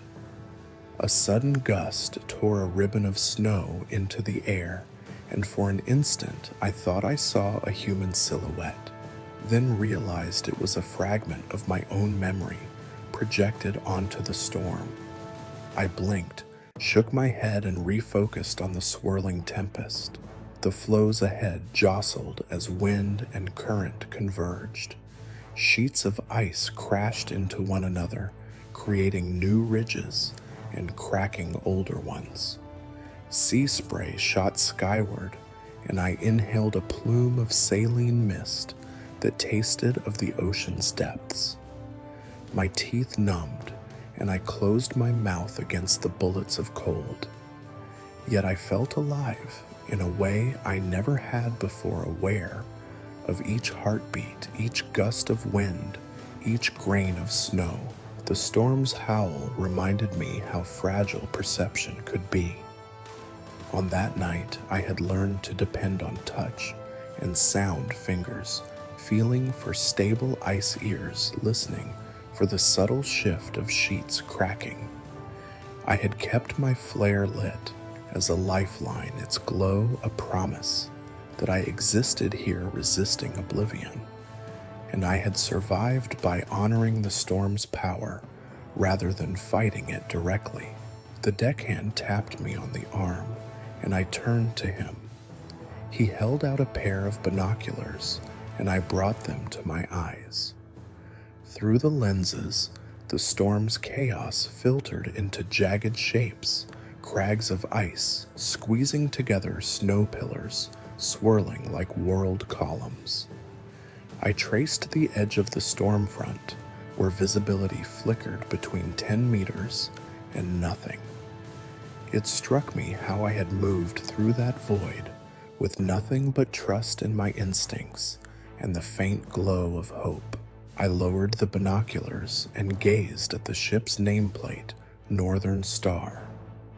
It seemed a fitting witness for this spectacle, a cold guardian guiding wayfarers through the Arctic's heart. I placed a hand over it, a sign of respect for both vessel and crew. They had brought me through the storm's wake to safety. Wind gusted stronger, and the deck shuddered. Snow buried my boots in an instant. I turned my face upward, letting a flurry plaster my visor.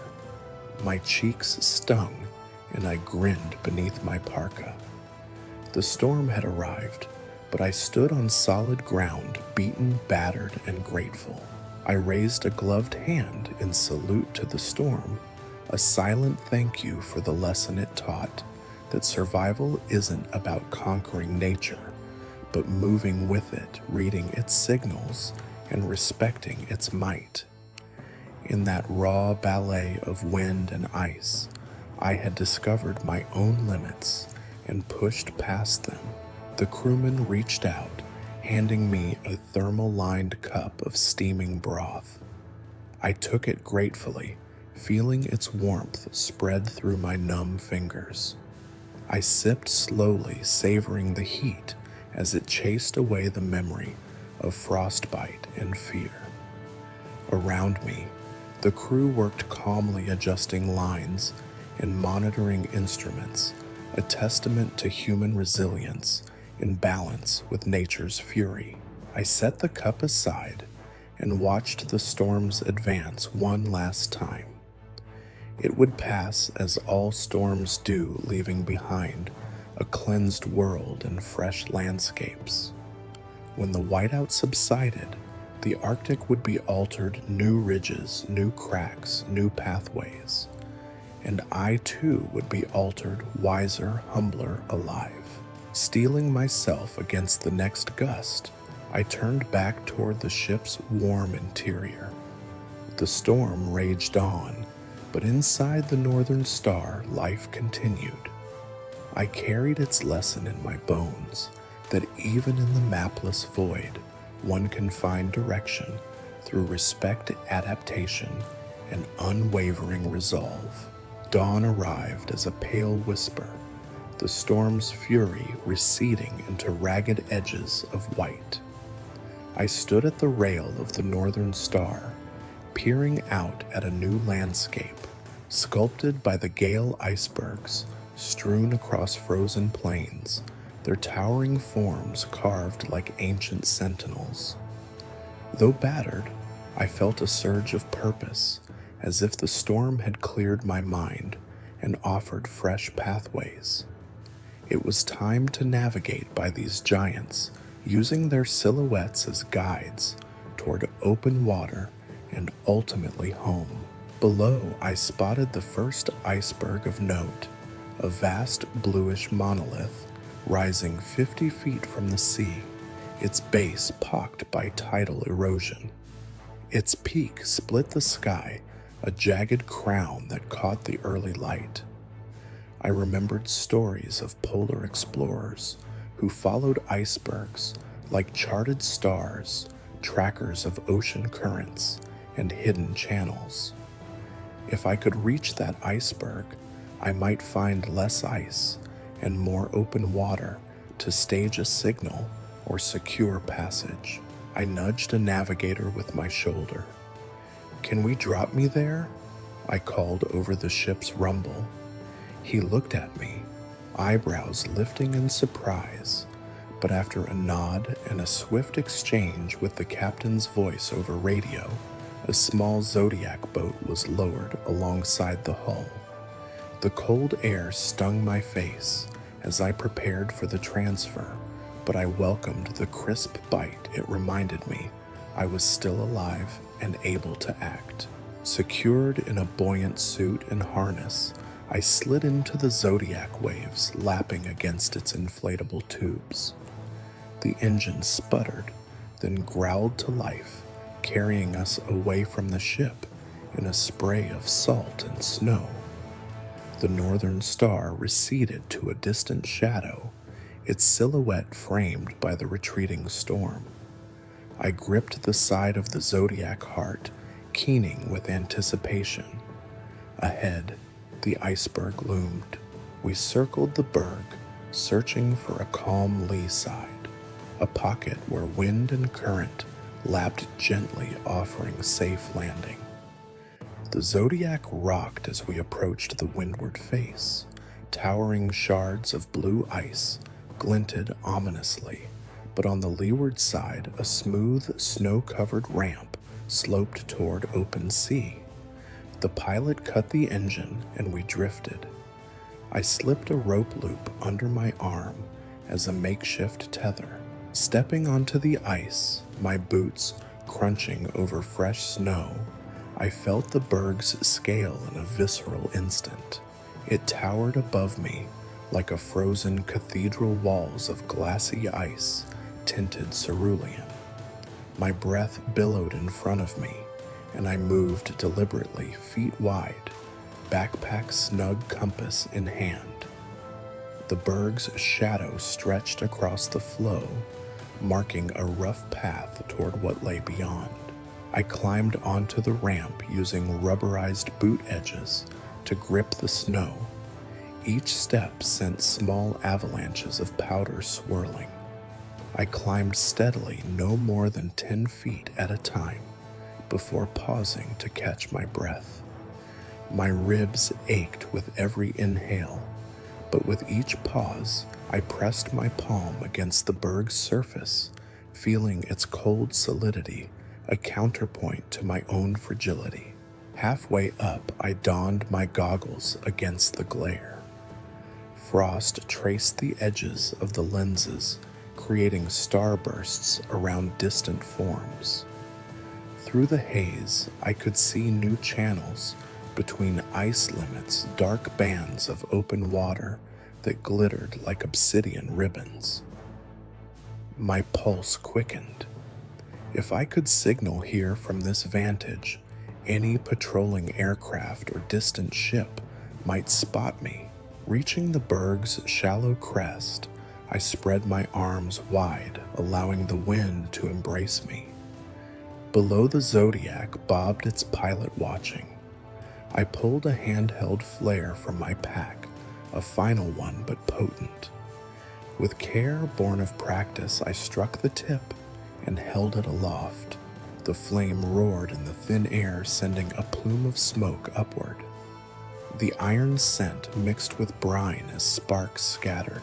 I waved the flare from side to side, then knelt and traced a large SOS into the snow atop the berg, each letter carved deep with shadowed troughs to catch the flare's glow. From this height, the message should be visible for miles in any direction. I rose, body swaying in the breeze, and cupped the foil blanket like a mirror, flashing stray beams of sunlight toward the horizon. Below me, the Zodiac pilot blew a sharp whistle, 2 blasts to signal acknowledgement. Relief bloomed across my chest. I cupped the last of my water bottle to my lips, letting cool drops wash down. My energy reserves were nearly spent, but this effort had been crucial. I straightened and looked westward toward a low line of hills, perhaps a distant island or the edge of a peninsula. It beckoned like hope itself. Careful now, I descended the ramp, each step measured as before. My thighs shook from tension, and sweat formed beneath my layers, though I remained chilled. At the base, I re-entered the Zodiac and secured the tether. The pilot nodded, and the engine whirred as we headed back toward the northern star, my guiding light flickering orange against the iceberg's blue. As we approached the ship, I watched the iceberg recede, a beacon trailing in our wake. I realized I'd transformed it from a hazard into an ally. Ice that once threatened to crush had become a navigation tool, a vantage point, a message board.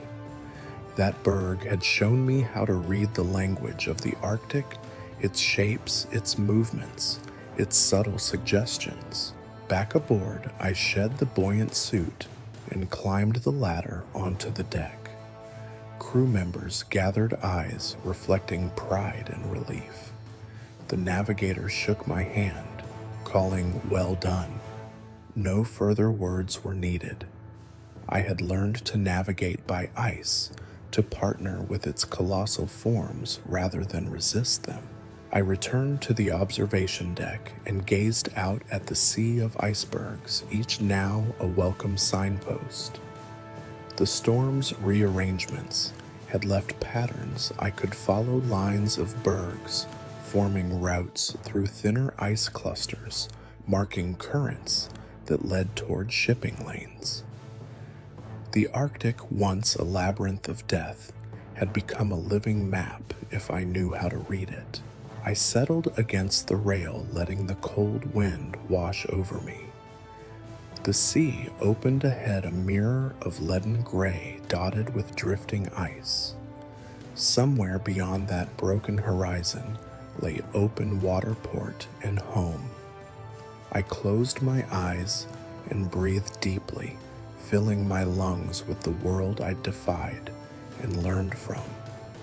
The iceberg's lesson was clear. In a place that offers no paths, you must become your own guide, using every fragment of the world around you to chart your course. The berg's towering face loomed before me like a frozen cathedral, its sheer walls rising hundreds of feet into the pale sky. Below, the Zodiac dangled at the ice edge, its engine idling softly, ready if I needed a swift descent. But I couldn't stay grounded. Only from the heights could I truly gauge the lay of the Arctic, its currents, its hidden channels, and the distant promise of open water. I inhaled deeply, tasting brine and snow, and tested my boots against the angled ice. Each tread left a crisp imprint, a marker of my ascent. My ribs ached with every breath, their makeshift wraps digging into tender flesh, but the ache sharpened my focus. Pain reminded me I was alive. I pulled the rope from my harness and secured it around a protruding ice spike, a natural anchor forged by wind and melt. The nylon sheath creaked under tension, but held. I clipped my carabiner heart, thudding, and began my slow climb.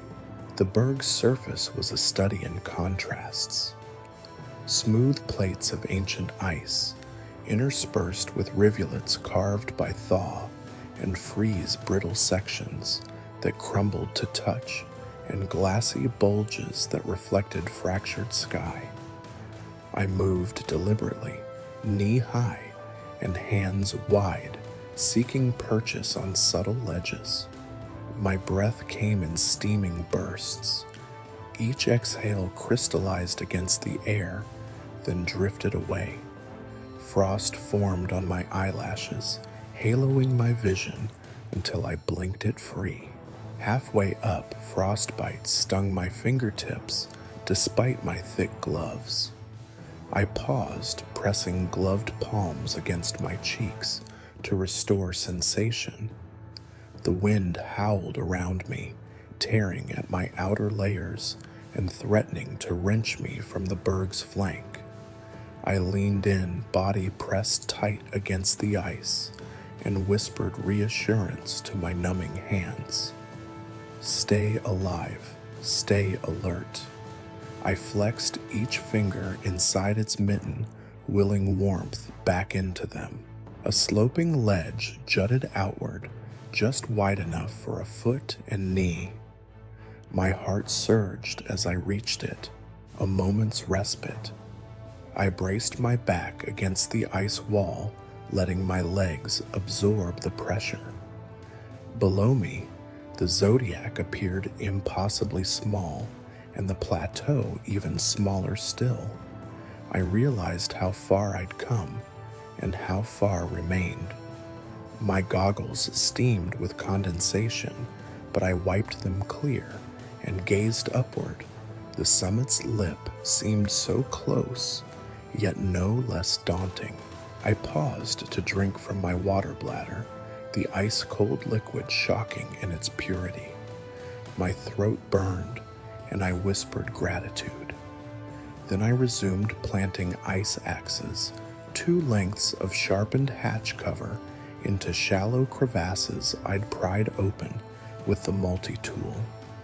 They bit into the berg's face, offering precarious handholds. I levered my weight onto them, testing each tool's set before trusting it fully. Each movement demanded full attention. Misplacement could end in a plunge into the void.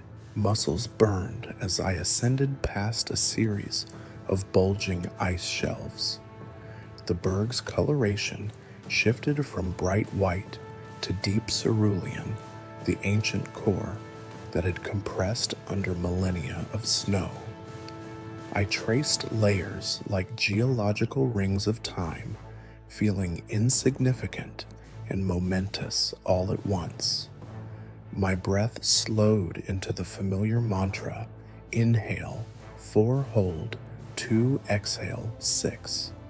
With each cycle, I focused on the next handhold, the next foothold, 1 move at a time. Frostbite gnawed at my cheeks now, and I rubbed raw skin through the fabric of my parka. Pain flared, but I welcomed it as proof of movement. Sluggish numbness would signal danger. I pressed onward, careful not to let the cold dull my senses. The wind shrieked like a banshee, and I half expected it to rip me from the berg's face. Instead, it propelled me upward, pushing me into the ice as if urging me on. At a narrow pinch point, I wedged my body between 2 ice walls, no more than a foot apart. I shimmed upward, legs braced using my back as leverage. The squeeze forced air from my lungs, each exhale, a fleeting echo in the frozen shaft. My lungs felt compressed, but the pressure offered stability.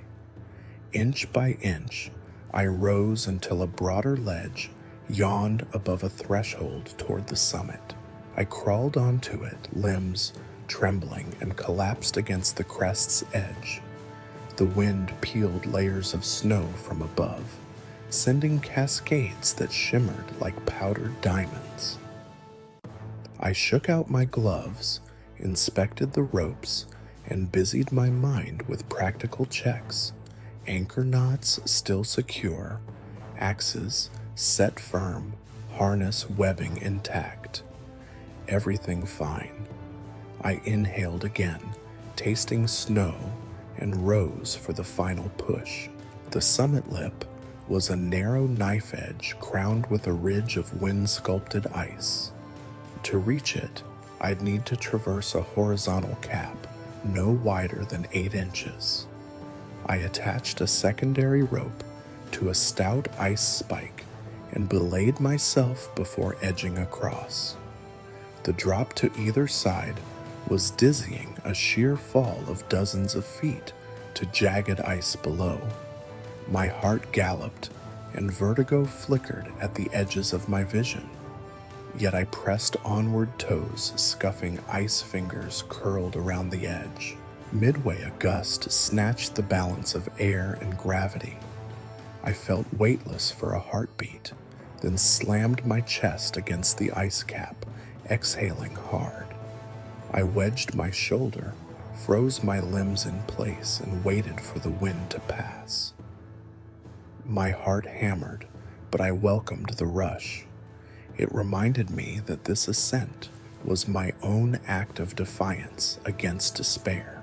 When the gale slackened, I inched forward until my foot touched the berg's crown. I stood atop that ridge, every muscle trembling with elation and exhaustion. I planted the axe, head down, in a shallow depression and knelt, pressing both palms to the frigid surface. The world fell away beneath me, fractured floes like giant puzzle pieces, distant icebergs bobbing in gray water, and above the pale sky endless. I felt tears freeze on my cheeks as relief and awe mingled. Here was the vantage I'd risked everything to reach. I lifted the foil blanket, unfurling it to its full width, and spread it over a flat section of ice. Its reflective surface caught the shifting light, scattering it across the horizon. I struck my final flare, and the flame roared skyward, a single beacon against the expanse. Sparks drifted off, setting the blanket aglow in flickering embers. I stood in silence, absorbing the panorama. The iceberg beneath had become my salvation's needle, a narrow path to perspective and ultimate rescue. I scanned diligently, noting the patterns of bergs and flows, mapping potential channels.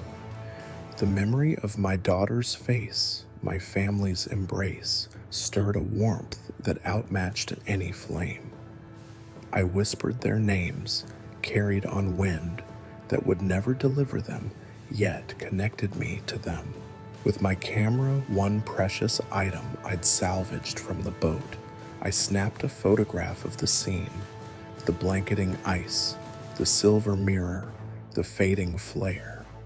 It would stand as proof of endurance, but also as a testament to nature's duality, cruel and beautiful in equal measure.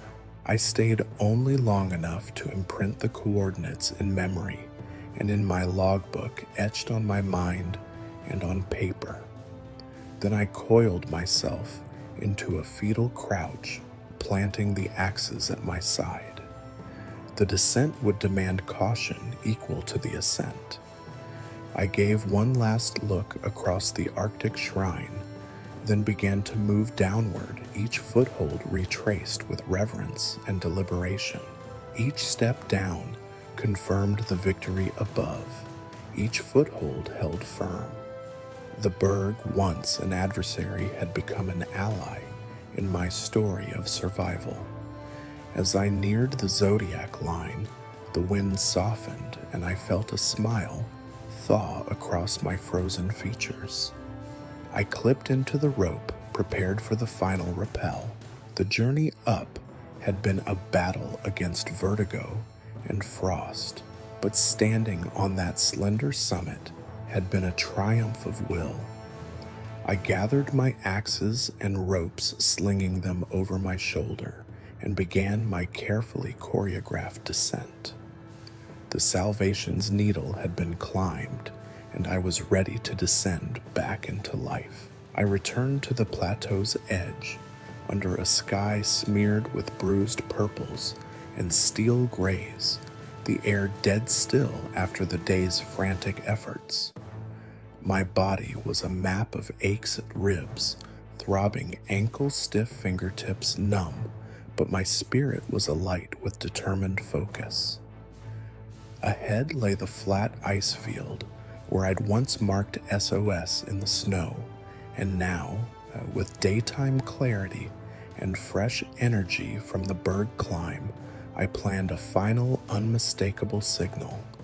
If no rescue came soon, at least the world would know someone had been here fighting to be seen. I planted my boots firmly on the cold sheet, scanning for the exact spot where the letters lay. There, 3 chalk-white grooves carved deep, their edges crisp against the powdery backdrop. I knelt beside the S, running a gloved fingertip through the channel and flinching at the sharp bite of ice. The letters were still visible, an act of desperation and hope suspended on the wind. But morning sun had softened the edges, and swirling snow had already begun to blur the lines. I needed to sharpen and amplify them. I drew the hatch cover shard from my belt, a serrated blade I'd used for climbing, and carefully regrooved the letters, chipping away fresh snow and packing the channel with dark debris from the fiberglass panel. Each stroke required measured effort, too deep, and I'd crack the ice, too shallow, and the wind would erase my work. I filled the letters with small chunks of rubble, blackened wood, twisted metal, and clumps of icy gravel, creating a stark contrast against the white field. The message stood out now, bold and blocky, ready to catch sunlight or the glare of a searchlight. I paused, rising to my knees and surveying the scene from a low angle. The plateau's expanse spread like an empty canvas, and at its center, my message read as clear as a tombstone epitaph SOS. Around it, the ice field glittered a fractured mirror of hope. Behind me, the northern star shone distantly on the horizon, a promise that someone would see. But in my heart, I knew this signal had to speak louder than a single ship's floodlight. It had to speak to the sky itself. With that in mind, I retrieved the foil blanket from my pack. I unfolded it fully, its surface catching the dim light and transforming into a giant reflector. I laid it flat on the ice beside the SOS, smoothing wrinkles with gloved hands. Then, using smaller scraps of debris, I pegged down its edges like a landing strip's markers. The blanket shimmered like quicksilver under the low sun, a gleaming beacon for any aircraft passing overhead. Next, I rigged a makeshift mast, the longest length of aluminum tubing I'd salvaged from the railing, anchored vertically in a pre-drilled hole. I lashed the foil to the mast's top, creating a fluttering mirror, that could catch light in every gust. The wind was fickle and faint now, but as the blanket snapped, it whispered against the mast. I smiled at the sound, the first song of hope in days. I stepped back and retrieved the last flare from its protective tube. Its tip was pristine, the chemical core intact. My hands trembled as I struck it. The ignition hissed, then erupted in fiery glow, smoke curling like ghostly fingers. I held it high, feeling its warmth through my gloves, and spun in a slow circle, buffering my body from the flare's heat. The blaze was brief, only a minute's worth of burning, but within that window I waved it clockwise 3 times, the universal distress code. Sparks flew in time with my heartbeat, each arc an appeal to the void. When the flame dimmed to embers, I pressed the flare's hot handle to the mast's base, letting the aluminum conduct heat and send puffs of smoke skyward. The plume rose in twisting ribbons, ghosting above the plateaus and dissolving into the atmosphere. It was a message beyond sight, a scent, and a sound carried by the wind that might find ears far beyond the horizon. Silence returned heavier than before. I lowered the flare and sank to my haunches, eyeing my handiwork, the jagged letters, the shimmering blanket, the smoke mast, all assembled from wreckage and tension and sheer will. In that stillness, I whispered into the frozen air, I am here. I am alive. My voice vanished instantly, but the artifacts remained. I thought of the countless flights that crisscrossed these latitudes. Scientific surveys, supply runs, the occasional tourist expedition. Any of those planes now crossing the plateau of ice would pass above my signal. I closed my eyes, letting the Arctic's hush settle over me. The chill was profound, but it no longer paralyzed me. It merely sharpened my senses. If no immediate rescue came, at least my plea would endure until it was found. Rising to my feet, I took a final look at the scene. My hands were raw, but each blister was a testament to purpose. With meticulous care, I gathered the leftover debris, arranging it in a subtle arrow pointing southwest toward shipping lanes and open water. It was a directional cue, an addendum to the universal SOS. Satisfied, I stepped back and allowed the memory of the effort to settle in my bones. My breath steamed before me, each exhale a living ember in the cold. The plateau had become a signal field, a testament to the primal dialogue between human need and the silent world. In that moment, I felt more connected to the sky, to potential rescuers, and to every soul who had ever called for help in the void. I left the plateau, then each step away a final punctuation mark on my message. As I descended toward my shelter, I turned once, imprinting the tableau on my mind, the stark letters, the silver mirror, the smoking mast, all proclaiming defiance against the void. If no one heard my voice, perhaps they would read this testament instead. And then I walked on darkness, edging closer, knowing that with dawn and determination, the world would answer. The horizon glowed faintly, a sliver of pale luminescence that promised relief from another frozen night. I perched at the edge of my shelter's windbreak knees, drawn up to my chest, foil blanket wrapped tight around my shoulders, and stared eastward. The dawn would arrive soon if I could hold on until then. Each heartbeat reverberated through my rib cage, a steady drum echoing against the battered bandages. Fatigue pressed on every fiber of my being, yet hope pulsed alongside exhaustion, a quiet ember refusing to die. I pressed my palm flat against the ice beneath me, feeling its cold solidity as if seeking reassurance. The world beyond was silent, the wind having spent itself in earlier gusts, leaving only a low, mournful sigh as it slipped across the flow. My breath formed ephemeral clouds, rising and vanishing in the half-light. I counted each exhale, the old mantra soothing my frayed nerves. 4, 2, 6. With every cycle, the fragile promise of dawn felt more tangible.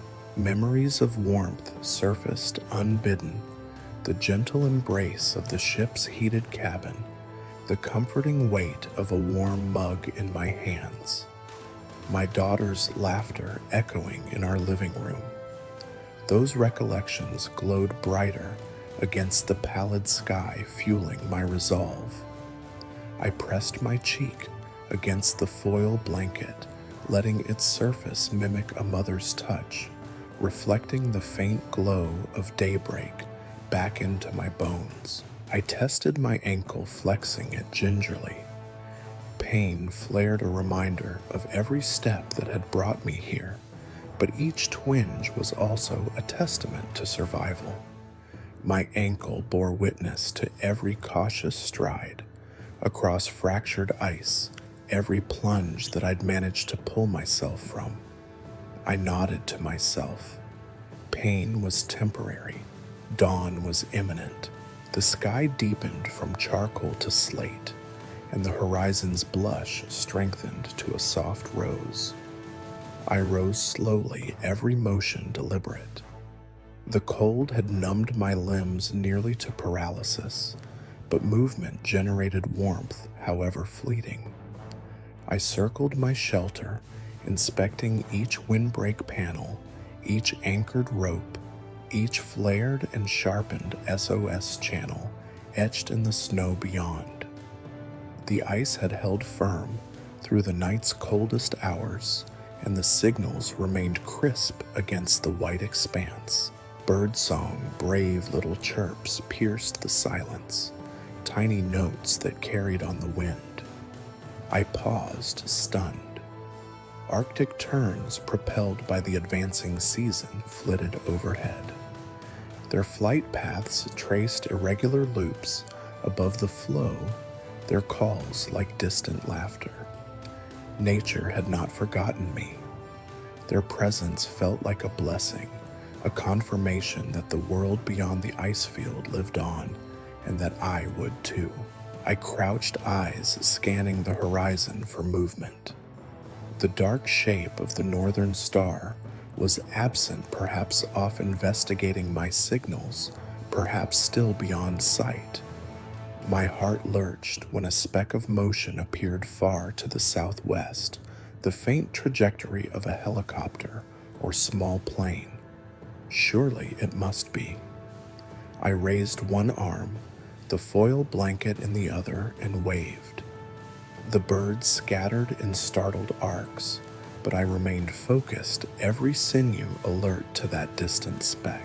Moments stretched elastic with anticipation. The world had conspired against me, yet here I was on the brink of redemption. I whispered aloud, voice thin, "Come find me." The words vanished instantly, swallowed by the cold. I leaned back against the windbreak, exhaling so hard the breath nearly knocked me forward, but I caught myself gripping the foil panel behind me. The sky brightened further, the sun's first ray cresting the horizon like a stolen firebrand. Gold seeped across the ice, igniting snow crystals into a radiant field. I stood fully legs unsteady, but rooted and turned to west the light. My breath caught as beams glimmered on the foil blanket, refracted into dazzling prisms. It was like standing inside a jewel. I lifted the blanket high, angling it to capture every glint. Sunlight danced across the ice, sending a ballet of sparkles toward the unseen heavens. Tears blurred my vision, warm rivulets tracing cold paths down my cheeks. For weeks I'd battled storms, darkness, doubt, hunger, and cold, and now dawn itself became my ally. The Arctic's harsh regime had softened in this moment, offering its most gentle beauty. I surrendered to awe, letting my arms drop and my head tilt back as the light washed over me. I took a tentative step forward, crossing the plateau toward my SOS signal. My boots crunched loudly in the hush, each step echoing across the white void. I knelt by the letters, running my gloved hand through the debris-filled channels, ensuring they remained sharp and true. I placed a finger at the center of the O and paused. This mark was more than a plea. It was proof that I had endured, that I had fought, that I had prevailed. Rising again, I breathed deeply, each sip of air now warmer, less deadly. I surveyed the horizon. The speck had vanished, but the sky held promise, clear paths and converging currents that I had mapped in my mind. The flow before me, once an endless prison, now lay revealed as a patchwork of possible routes. Dawn had transformed the world from labyrinth to open country. I turned back to the shelter, gathering my gear.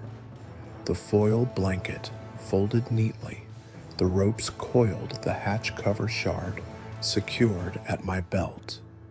My grip tightened around the multi-tool, its steel cool and reassuring. My ribs throbbed, but each pulse was a reminder of life. I inhaled once more, savoring the crisp clarity of morning, and pressed onward toward potential rescue, or at least the next stage of the journey home. As I walked away, the plateau's messages gleamed behind me, a testament to the unyielding dialogue between human will and the silent world. Dawn had arrived, my blessing and my turning point. Whatever lay beyond, I would meet it with the quiet strength that had carried me across ice and darkness. The pale sun now cast a gentle glow over the expanse, softening the ice's harsh angles and turning each snowdrift into a study in pastel hues. I paused, letting the warmth of those first rays seep into my frozen core, and allowed my limbs to stretch without urgency. No longer driven by immediate desperation, I moved with a leisurely grace, each step measured and reflective rather than fought for. In the distance, the dark silhouette of a rescue vessel, or perhaps a plane, might emerge. But for this moment, I let silence envelop me. The air tasted of new beginnings, faint salt on the breeze, the distant cry of Arctic birds, and the hushed murmur of shifting ice awakened by sunlight. It was a lullaby more comforting than any lull I'd known in days. I let my thoughts drift to home, the warm glow of window panes at dusk, the scent of baking bread, the soft murmur of conversation after a day's work. Those memories felt as vivid as the sunrise, each one a promise that life beyond the ice field awaited. My journey back would carry with it the lessons of survival, that hope can spark in the coldest darkness, that willpower can forge paths where none appear, and that even the most silent world can answer when you call. I closed my eyes, breathing slowly, and felt tears warm beneath my closed lids. They were tears of relief, of gratitude of a story nearly complete. The ice's grandeur and brutality remained, but they had shifted from adversary to teacher. And I, humble traveler in this vast studio of light and shadow, had learned its language. When I next moved, it would be toward rescue. But for now, I stood in stillness, a solitary figure, bathed in the gentle light of dawn, caught between the stark past and an unwritten future. Each breath was a bridge between those worlds, each heartbeat an affirmation that I would carry this memory forever.